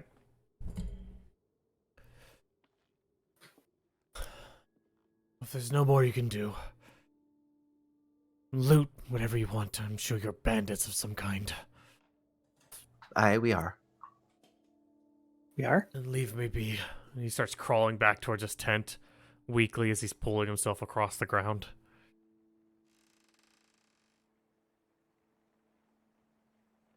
But let me just help you to your bed there, at least. Don't touch me. You've done enough. I'll make him like half as heavy, or make him heavier. Whichever one whatever I think will help him more. Which one do you do? Because like if I make him half as heavy, his weight's half, so it feels easier, but he has disadvantage on strength stuff. Like, it's like in this situation, do I want to make him lighter so it's easier to? I'll make him lighter. Okay, you make him lighter. I can already feel my soul leaving me. My body's so light as he starts dragging himself a little bit quicker. Here, I'll bring it back. Double it. His face goes down in the dirt. Guess See, the end. your soul's back. Can't even move now. Okay. Taking that dirt nap. Mm-hmm. I'll stop with playing with him. Poor guy. I was just trying to help him. I thought, Is there any evidence of other centaurs in this area or of his which trail he would have come in on? Give me a survival check. That's a 10. You look around. You do see hoof prints coming from the north path that you were heading towards. But you don't see additional ones, just the one set. Okay.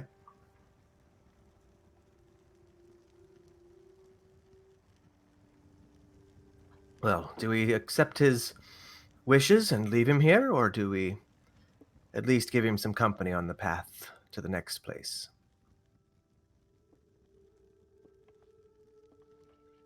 Stand vigil, as it were. I say we make our way up and on our own way. He doesn't seem to want our company. Really doesn't want us here. I don't know.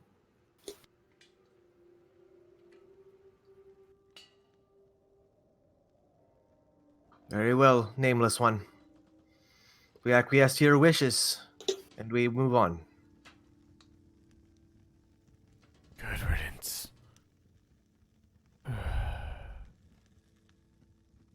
Suddenly you see the grass around him catches fire. It outlines his body. as he lays on the ground. The tent above him catches fire as well. Within a few moments before you can even react, his whole body is on fire.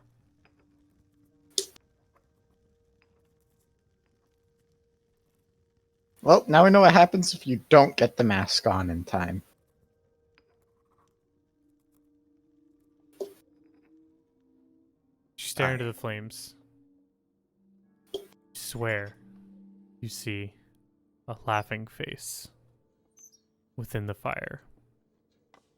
And a few moments later, in a matter of just a couple minutes, where there once was a centaur, there is now an outline of ash.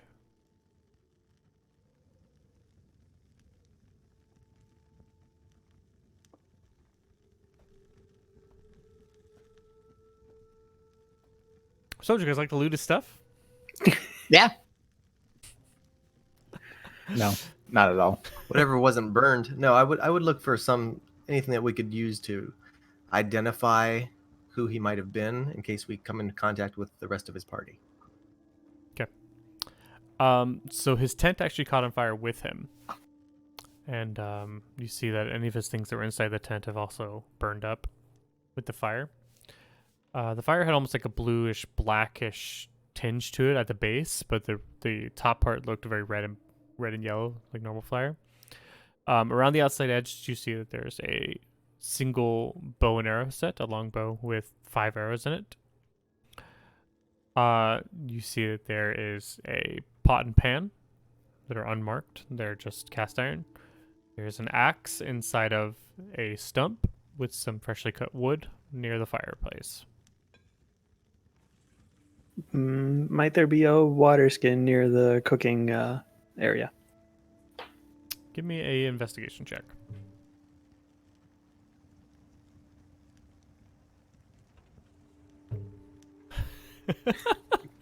Snake double eyes. zeros. There's no water skin next to the thing. But there is a very nice 4-leaf clover. Oh, You are I'll take that, fascinated yeah. by it. Yes, absolutely. I'd like to pick up the bow and put the arrows into my quiver, and then just kind of, I don't know, I wouldn't be hiding it, but just kind of quickly carving the number 0 into the side of the bow. As you pull the arrows out of the quiver, you see that they have this greenish tint to their metal. You put them in your quiver. You can examine them if you like. The tint of the arrows. Yeah, they have this kind of like greenish tint to the metal of them.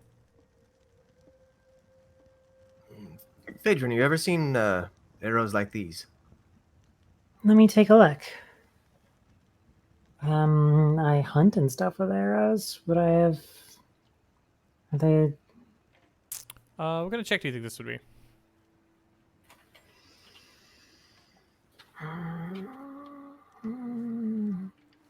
Because you know what they are. If I would use them for hunting and stuff, then they could be survival. If I've seen them like once before, it could be history. Otherwise, if I'm just guessing out of the blue, then my lovely intelligence. I will let you use survival. Cool. That's a 16. These arrows are made of a special metal known as adamantine.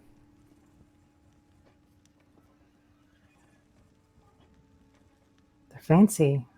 They, I think they pierce things really well, if I remember. You know it as adamantine. None of the rest of you would recognize that name. The other 3 of you, give me a history check, please. Sorry, who? Everyone not Phaedron. That's a 7. 12. 19.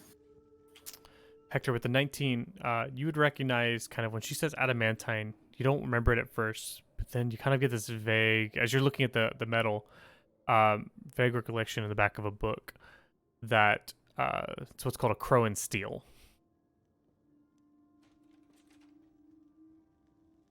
A Crowan steel? Yeah. Kind of like Damascus steel, but in Mhm. Greek world, in Theros world, it's a Cronan steel. These are adamantine arrows. Do I know what that means? Yeah, I The would say function of that metal? yes. I have to remember exactly what that means myself for weaponry. I think Good it at means breaking objects? yeah, I think that's exactly right. Yeah, so they're really good at breaking objects. It's a ultra hard metal that, when used, can any attack against an object is automatically a critical hit.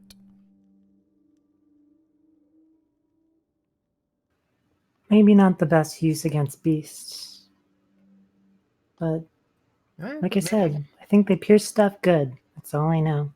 If you need to shoot down a door, Aye. Or if you're in a archery competition. yeah.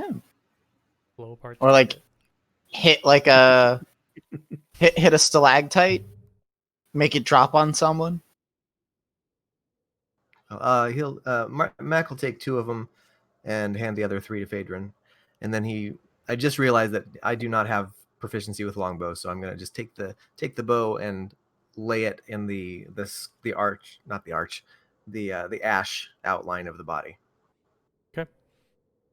I'm going to take 4 regular arrows after he does that and lay them down next to the longbow, crossing one another. Okay. Give me a religion check with advantage. That's a 9. Okay. You lay down these arrows in a very traditional Nylian funeral rite. And you do a pretty good job of it. Thank you. I wish we could have helped more. Maybe we should learn to. Or hopefully we won't run into more. But it seems like we may. Aye.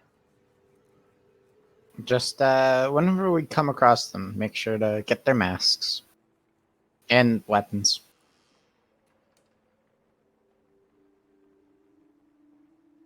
For D&D Beyond, how would you enter adamantine arrows? I believe that's something you can add, actually. I searched for Let's arrows see, and didn't get it. Yeah, Um, no. I'll just do custom item. Yeah, I'll make something custom later. Cool.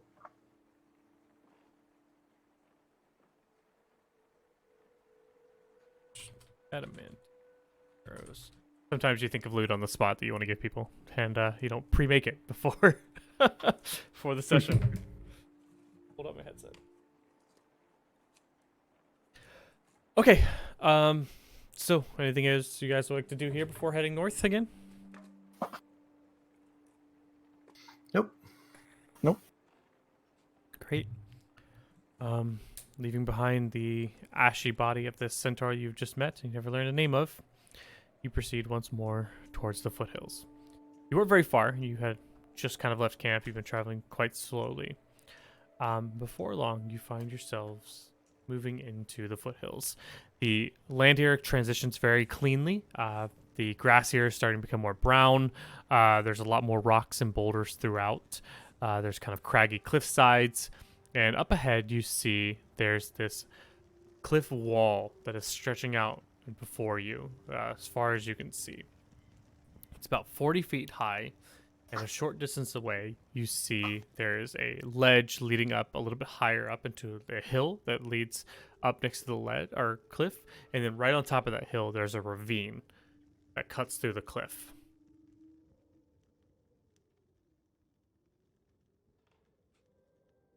So you have like this cliff wall here, and then there's like this ravine, like right there at the top of this hill that leads up to it, and the ravine kind of travels through the cliff. Like this is the pass through the. Through the cliff, yes. And is the ravine like below us, like it'll go down, or is this ravine like cutting through it at our level where we are at the bottom? You can't tell because you're at the bottom of the hill and the ravine's like up there, so you're not sure exactly where the okay. ravine goes. You just see that there's like the break in the cliff where there's a ravine at. Okay. You Perfect place for an ambush.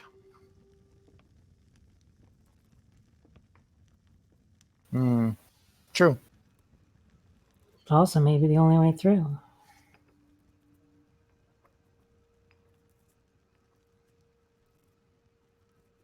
Well, we'll approach carefully then. Yeah. Can Cass go take a look first? She probably won't draw too much attention. Yeah, she's a tiny otter. I have to get within 100 range if I want to see through her eyes, though. I mean, if she goes out and comes back, that's pretty good, right? Or she could, well, yeah, you do whatever you and Cass do. Well, we'll gotta get at least 100 feet closer, or 100 feet in range, and then she'll try to go up there. You guys get a little bit closer. I'm gonna move you over to the map then. You get kind of the base of this hill. You see this ravine at the top leading off, and you send Scout ahead or Cass ahead. Go ahead and give me a stealth check for Cass, and then give me a perception check for everybody, please, including Cass. But not for Hector because he's looking through Cass's eyes. Correct. 11. 14. 15. And Cass got a 20.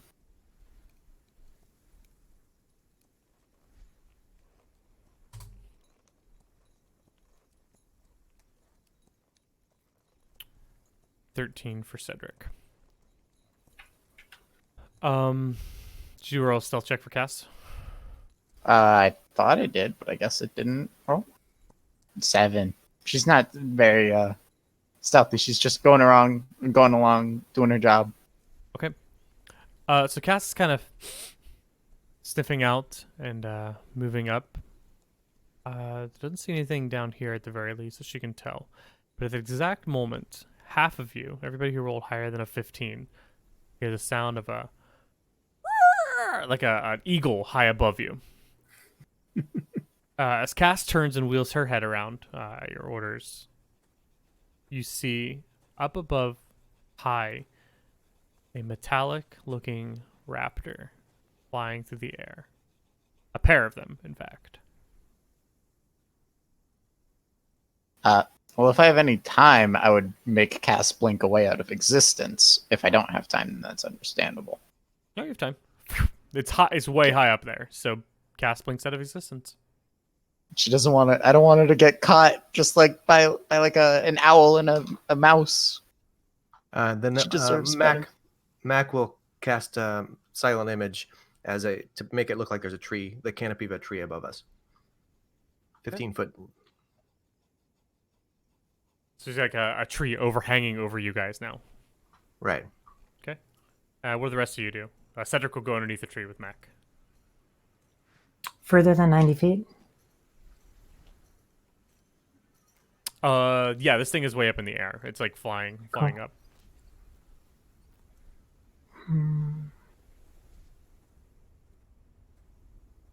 You see it's diverting its course now. It's just flying off somewhere else. Does a tree give shade? I don't know if a minor illusion tree gives shade. That'd be a pretty bad illusion. I don't know if a silent image one does either. Link the text for silent image. How do you do that? Let's see. Should be a display. Yep, exactly.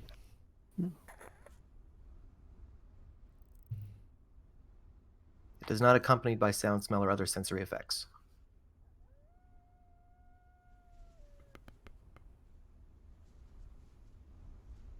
Seems like it gives shade to me.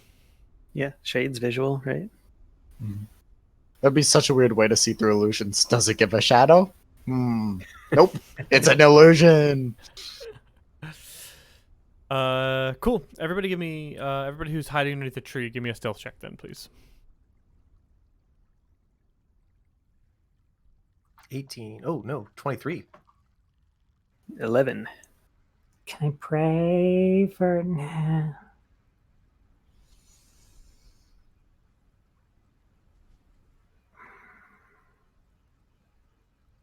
Yeah, I don't know. It's pretty good all around. Nat 20, 18, 17, 20, 19. It's an 11. 11, for a Nikos. 3, and a 19. Still pretty good all around, I would say. You guys are kind of... How long does silent image last? Lasts up to 10 minutes. You guys are chilling here for a couple minutes, and suddenly you hear the sound of a... And you look out from underneath the tree as you see a metallic dog begins moving up the hill. And suddenly you hear of a... something moving on the dirt. As you look through the silent image, you see another one of those strange bronze ferret things comes out and begins snooping around.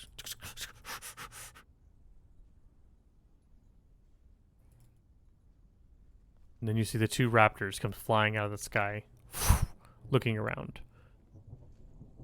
I have all of them do perception checks to look for you guys. Pretty sure we're in the right place. So I'm going to take your average. It is 14.8, so we'll round that up to 15. And that's... half of them have to beat at least 15 to find you guys.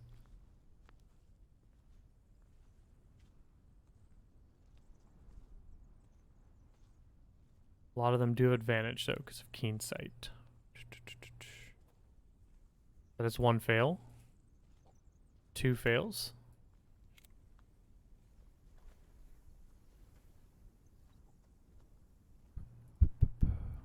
1 success.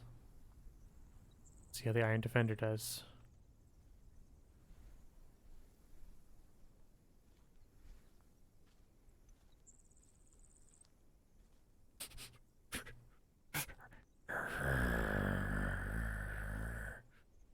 You hear as the ferret and the wolf both start stalking towards you. Drop concentration. He lets out a yell, and the raptors come swarming out of the air as well. Roll initiative.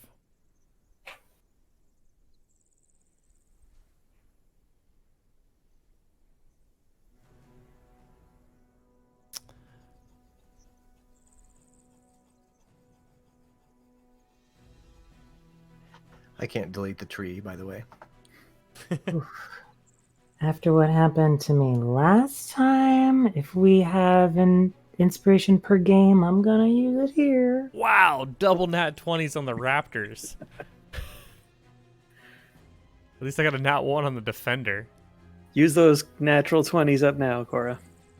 Use them up.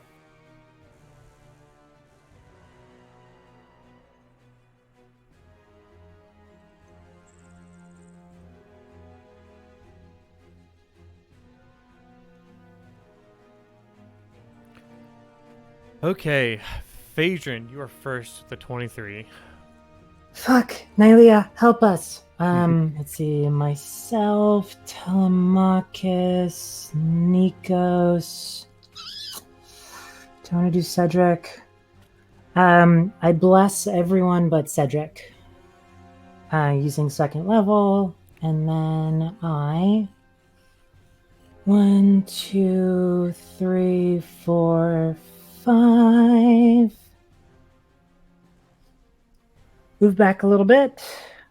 And my turn. Okay.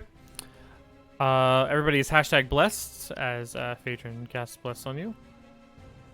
She's now concentrating on that, and that'll be the two raptors' turns as they both spread out their wings and start flying towards you guys.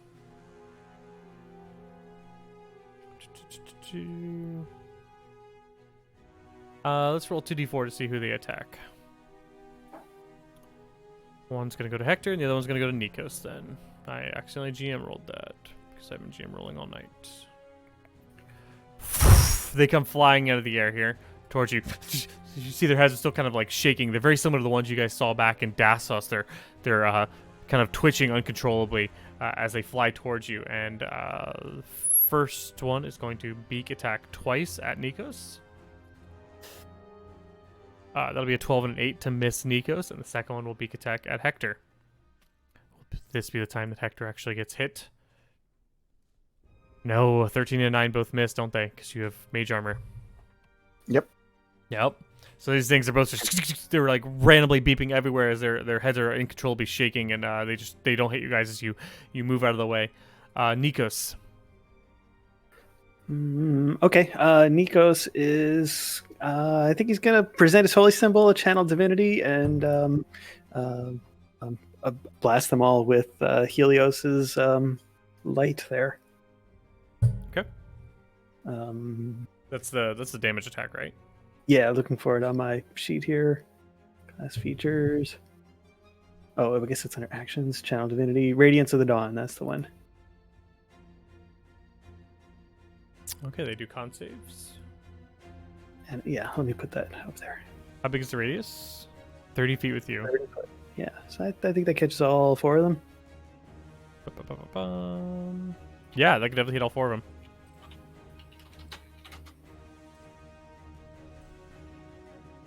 And that is 4 failures. Dang, as you let off this tiny nuke in the middle of this area as the helioid's magic rains down. It's basically nearly high noon at this point, so you're really feeling the power of the sun right now as you reflect your holy symbol off of the sun and you just aim straight at the spot right in the middle of them. All of them take 13 points of radiant damage. None of them resistant. Okay. You seem to have messed them up quite a bit. And I'll stay there. Okay. Hector. I like squint my eyes. The sun is in it. I just don't want to roll. So he's gonna start casting a spell called Magic Missile and do 2 to each raptor. Okay. How well does it work here? So That'll be 10 force to each raptor. Yep. You have a second level gives you. Is it 3 1 for extra. first level? It's Yeah. 3 for first level and then 4 for 1 second. addition. Yep. Two. These things explode in a fiery explosion of our parts as they just blow up in front of you as both of them die. I go hide behind Telemachus. And in the shade, it looks like, too. Yeah, sure. We'll put it in the shade. Even if I'm attacking things in the sun, though, I still get disadvantage. So Yep. that's the end of my turn as I just, like, blast around me, basically closing my eyes. Just the tiniest peek, because I hate the sun. Okay. And you go hide in the shade as you're slurking back, trying to blend in. Telemachus. All right, so Mac is going to draw one of his swords, and so this is the first time I've tried to use this ability since it's new. Swords bards are allowed to their speed increases if they use the attack action on their turn. Does that mean that he has to do the attack before he gets the speed, or is it just as long as he's planning on attacking? I believe you have to attack before you do the speed. What's your plan? Let me ask what you're trying to do, I guess. Well, I'm just thinking in terms of like for the rest of this campaign. Once you make that decision, we're gonna have to. I think it makes more sense for you to do the attack action and then get the speed boost. Okay, so my plan is I'm gonna Hunter's Mock this guy, and then run towards him. Okay. And so let's see if I have that much speed because I have to go through their squares. Yeah, I can still do it. So I'm gonna yell out at it with I draw a sword and I say, "Why, you're an ugly dog, aren't you? I'd hate to see how ugly your owner is." And run up to him. So he's got Hunter's Mark on him now. Okay. And then a sword attack with Bless. So that's an 18 plus a d4. 20 to hit. 20 will definitely hit as you slice into this thing, cutting its shoulder, piercing through it. You feel one of the gears break in its left arm, shatter beneath you. 13 piercing. Ooh, this thing is looking bad. As suddenly his entire leg falls off. He's now three-legged metal dog here. End of turn. Okay. That's Cedric's turn. And Cedric is going to follow you. Goes, wait up! He comes following after you. He's like, great insult on that dog, dude. And he's gonna make 2 one-handed longsword attacks on this dog. A 9 will miss, but a 22 will hit as he cuts this dog's head right in half as he cracks it. It breaks apart, and it falls to the ground as he ends this metal dog's life. Okay. That is the bronze saber's turn. It runs over to Mac here, and then it's going to take 2 bite attacks against you, Mac.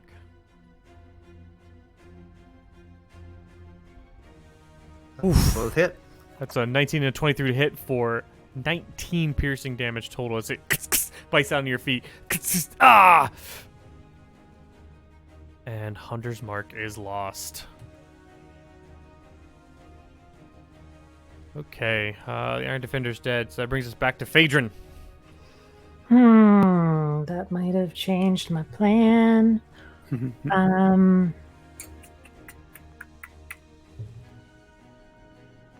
Alright. Well, no matter what, I'm going to move up a little bit and try and take a shot at this one with my longbow. Okay. My action. Missing terribly, wildly. 8 will miss. Bonus action. Do I want to save it or save the person? Cedric's there. Temp HP doesn't stock. I'll throw. I'm just gonna end my turn. She can't decide what to do, and she passed the time to decide. So.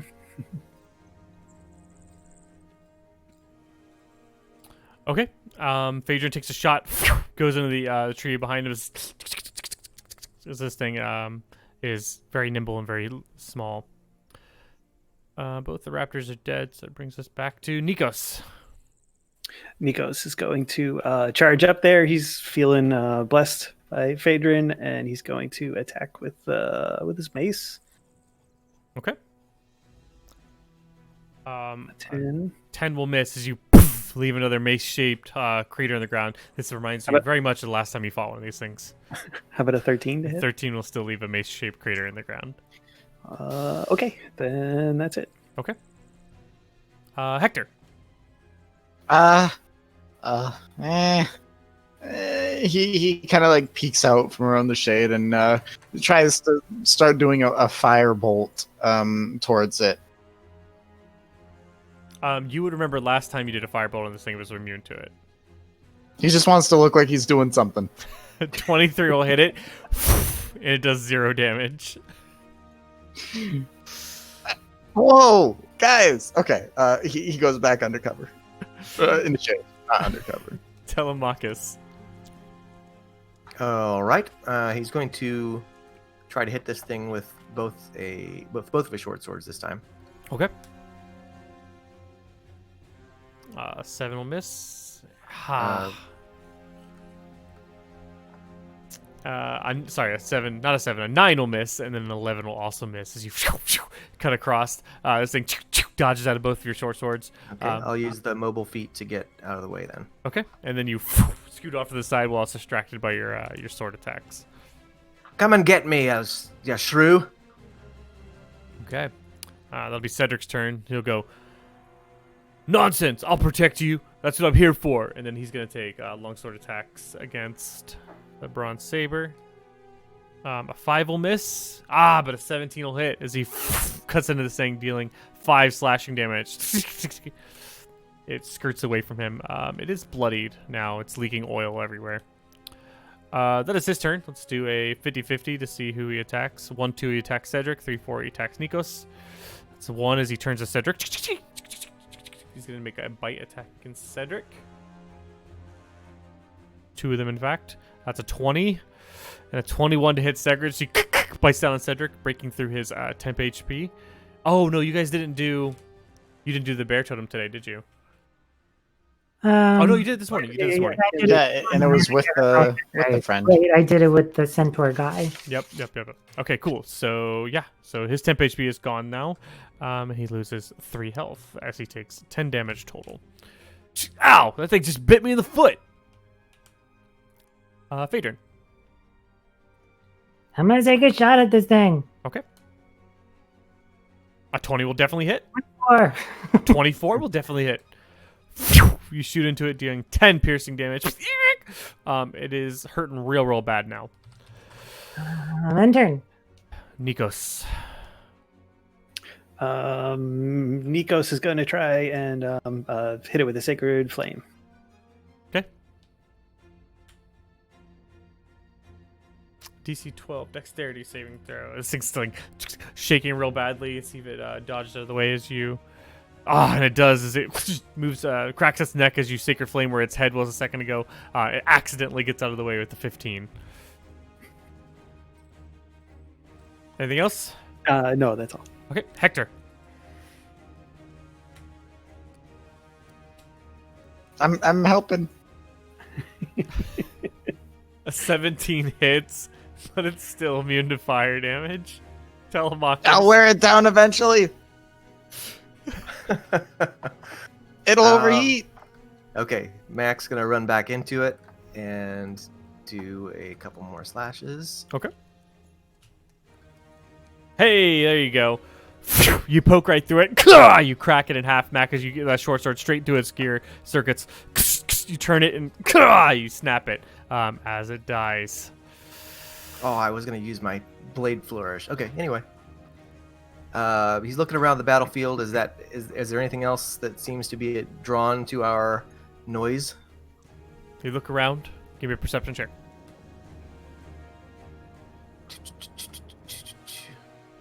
That is a 17. You don't see anything else. And with that, we'll leave initiative.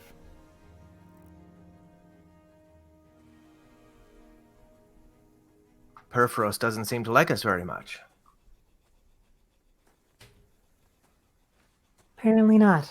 Whoever said it was right. We found the right place. Is everyone good? Does anybody need a breather? I'm feeling fine. I drink that potion, though. You mind if I drink this one? Is that the one I gave you? Yeah. Yeah, try it. Okay. No, I feel better already. Perfect. He heals for 9 HP, back to full.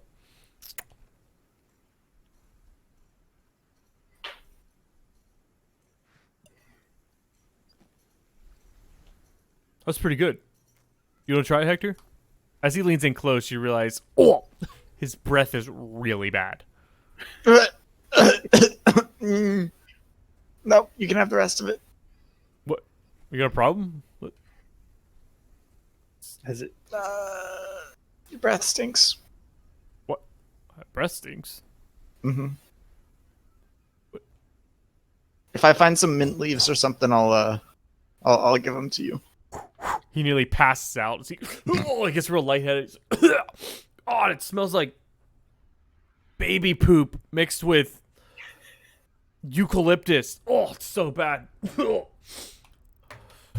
It's gonna really hurt my chances with the ladies. Phaedron, please don't come near me. Way ahead. We'll find you some mint leaves.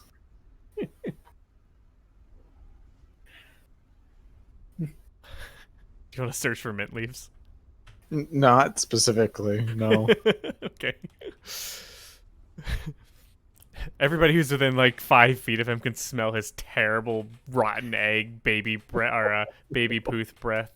It's like radiating around him in an aura now, and everybody's like avoiding him. Guys, it's not that bad, okay? It's pretty rank. Kind of is. Cool. Reminds me of Scophos. Used to smell like this? Oh, gross, guys. I bet Max smells like rotten eggs mixed with baby poop. Everybody make fun of him instead of me. Too bad you got rid of that perfume, Mac. You don't add perfume to a bad smell, it just makes it worse. So you guys You move just- up. Go ahead. Go ahead. You just stay about 10 feet behind us, all right? Downwind. All right. He's like stands 10 feet behind you guys. As you guys Just climb. be glad you're not blue. Yeah, it's true. It's true. Could be worse. Maybe the proud breath will go away someday. Maybe I'll never be good with the ladies again. Ugh. I will blame it on that.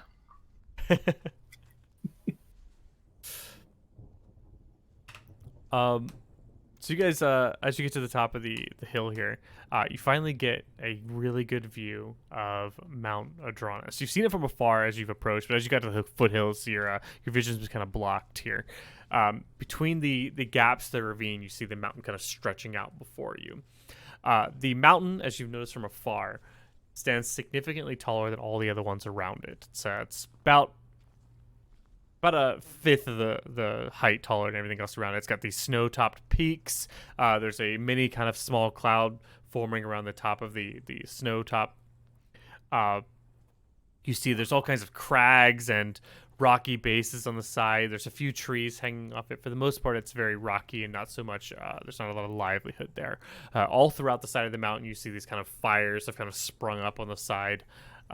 You see that various smoke is coming off of these fires as well. The air here is a little bit crisp. It's almost chilly as you're pushing towards the mountains. The cool air is blowing down from the top towards where the ice peaks are, and gives you a little bit of freeze after the warm weather you've had in the Pheres Lands. Before you, you see that the cliff is about 40 feet high at this point, and the ravine seems to stretch, actually going up. It almost seems to ramp up as far as you can tell. It curves a little bit around the corner, but it does seem to be moving up towards the mountain itself.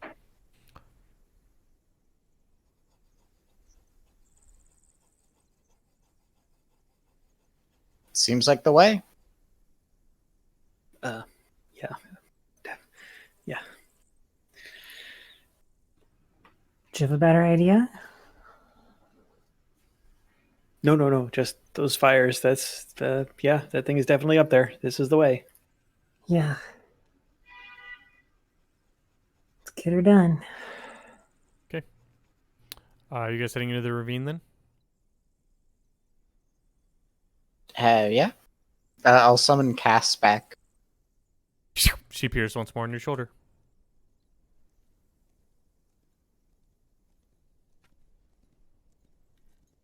And as a group, you head into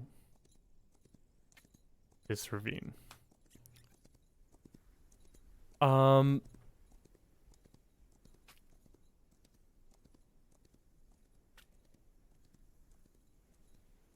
You move up.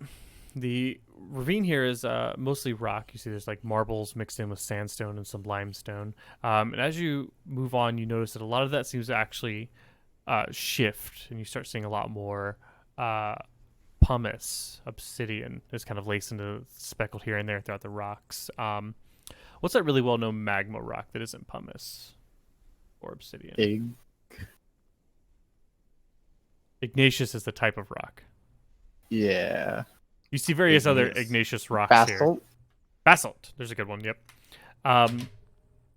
All laced through the rocks here, mixed in with the sedimentary rock themselves, giving evidence that this was once a volcano at the very least, as you already know.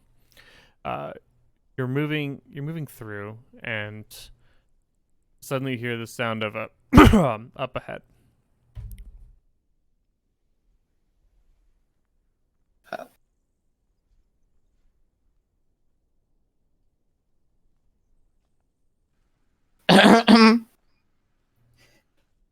Did you hear that, Elias? Aye. It's probably the people we're expecting then. Okay. You hear the sound of chainmail ringing as this guy stands up. What language is it? He's speaking common.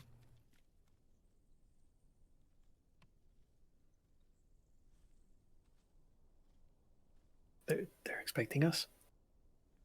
You hear the sound of somebody jumping down from a short fall.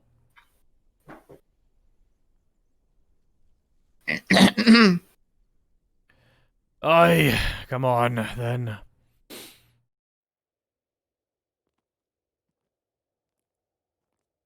You see ahead of you two men, both draped in armor.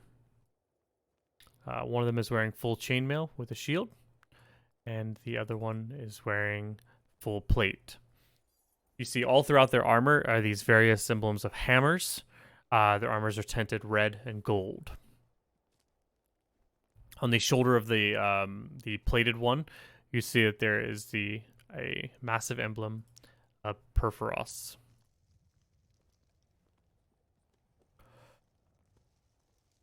You're probably the ones we've been sent here to stop, then. Maybe You mean we're the help? ones that you're supposed to let through. We're on an important mission. I'm sure you are, but our god has spoken, and you are not to be allowed passage through this ravine. Real quick, just making sure. Are you sure it was your god? It wasn't. It wasn't Phoenix, was it? Phoenix? Yeah, it's hard to tell. God of deception, you know. I saw him in the night sky just a little bit ago around here. We've been here for 3 days. I don't know. I just feel like something's up, but you know, it's weird. Give me a persuasion check. Anytime you say that, I love it. Charisma. Hey, 17. Nah. All three of us wouldn't have been told by our god to come here. Separately. Separately by Phoenix. Just the kind of thing Phoenix would do. He Aye, pulls...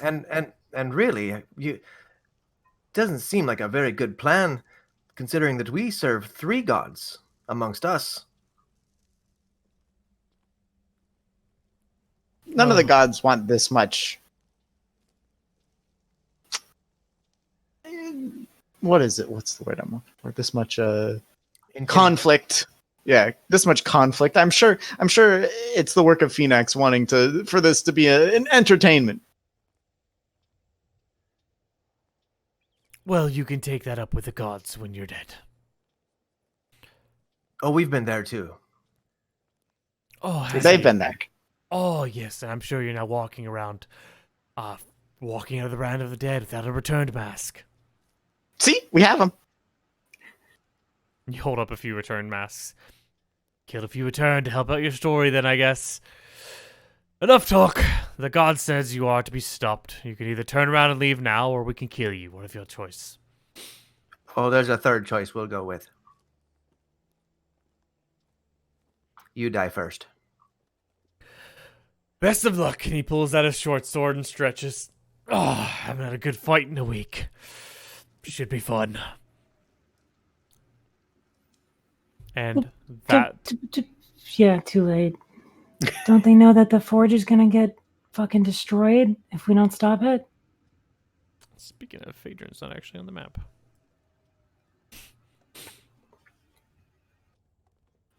That's why I was looking at blackness. And It's like with something's that, gonna happen. we will end the session. You guys will begin next week with that fight. Ooh. Rough. So, that was a session. There was fewer encounters than I had planned. Those were all a encounters. lot of rolled encounters that didn't happen. Go survival.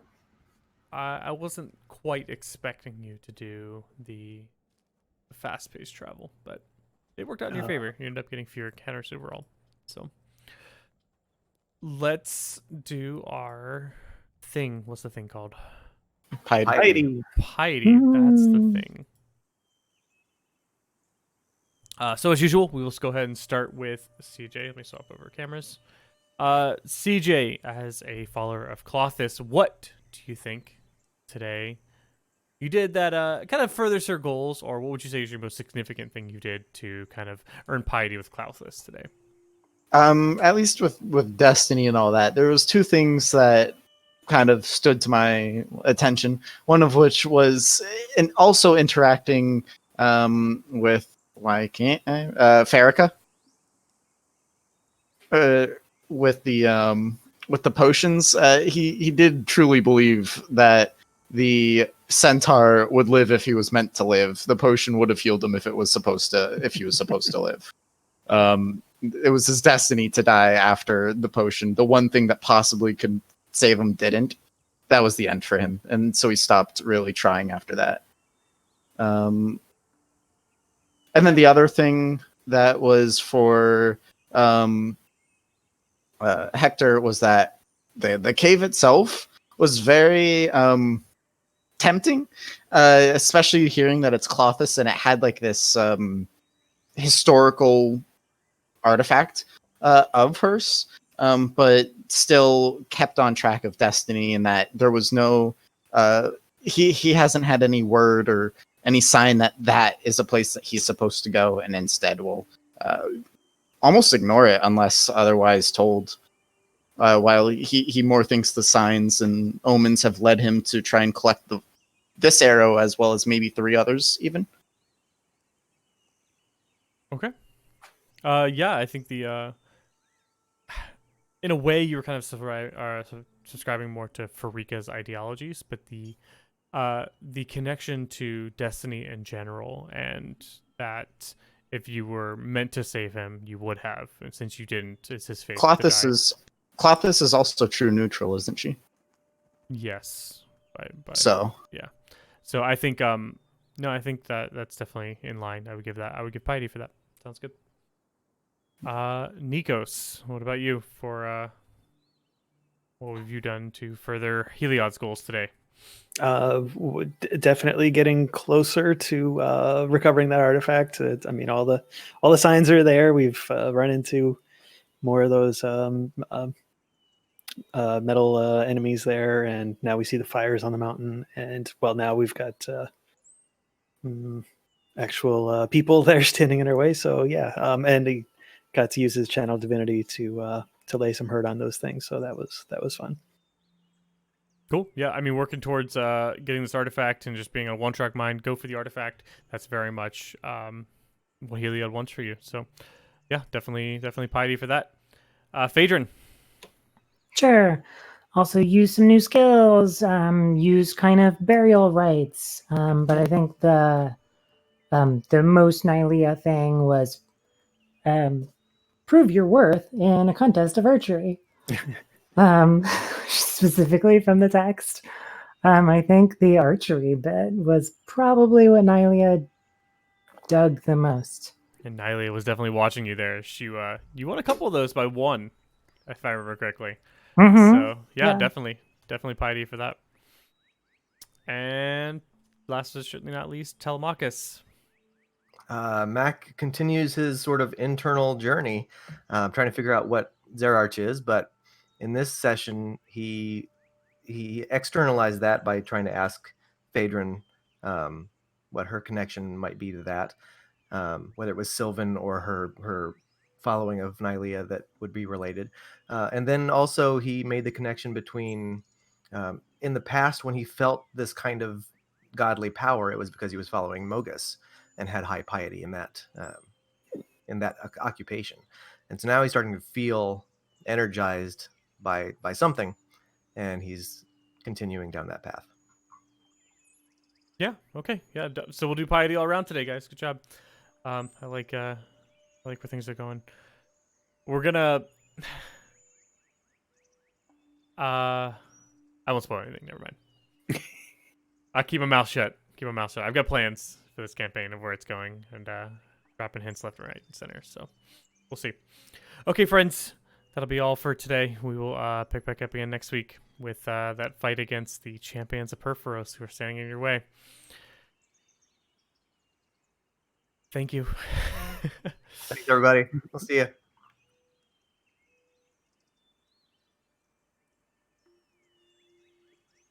And with that stream, we will go ahead and finish today. We'll be back again once more next week, 8 EDT, to continue our campaign with the fight against the champions of You're muted, Pheres. Cora.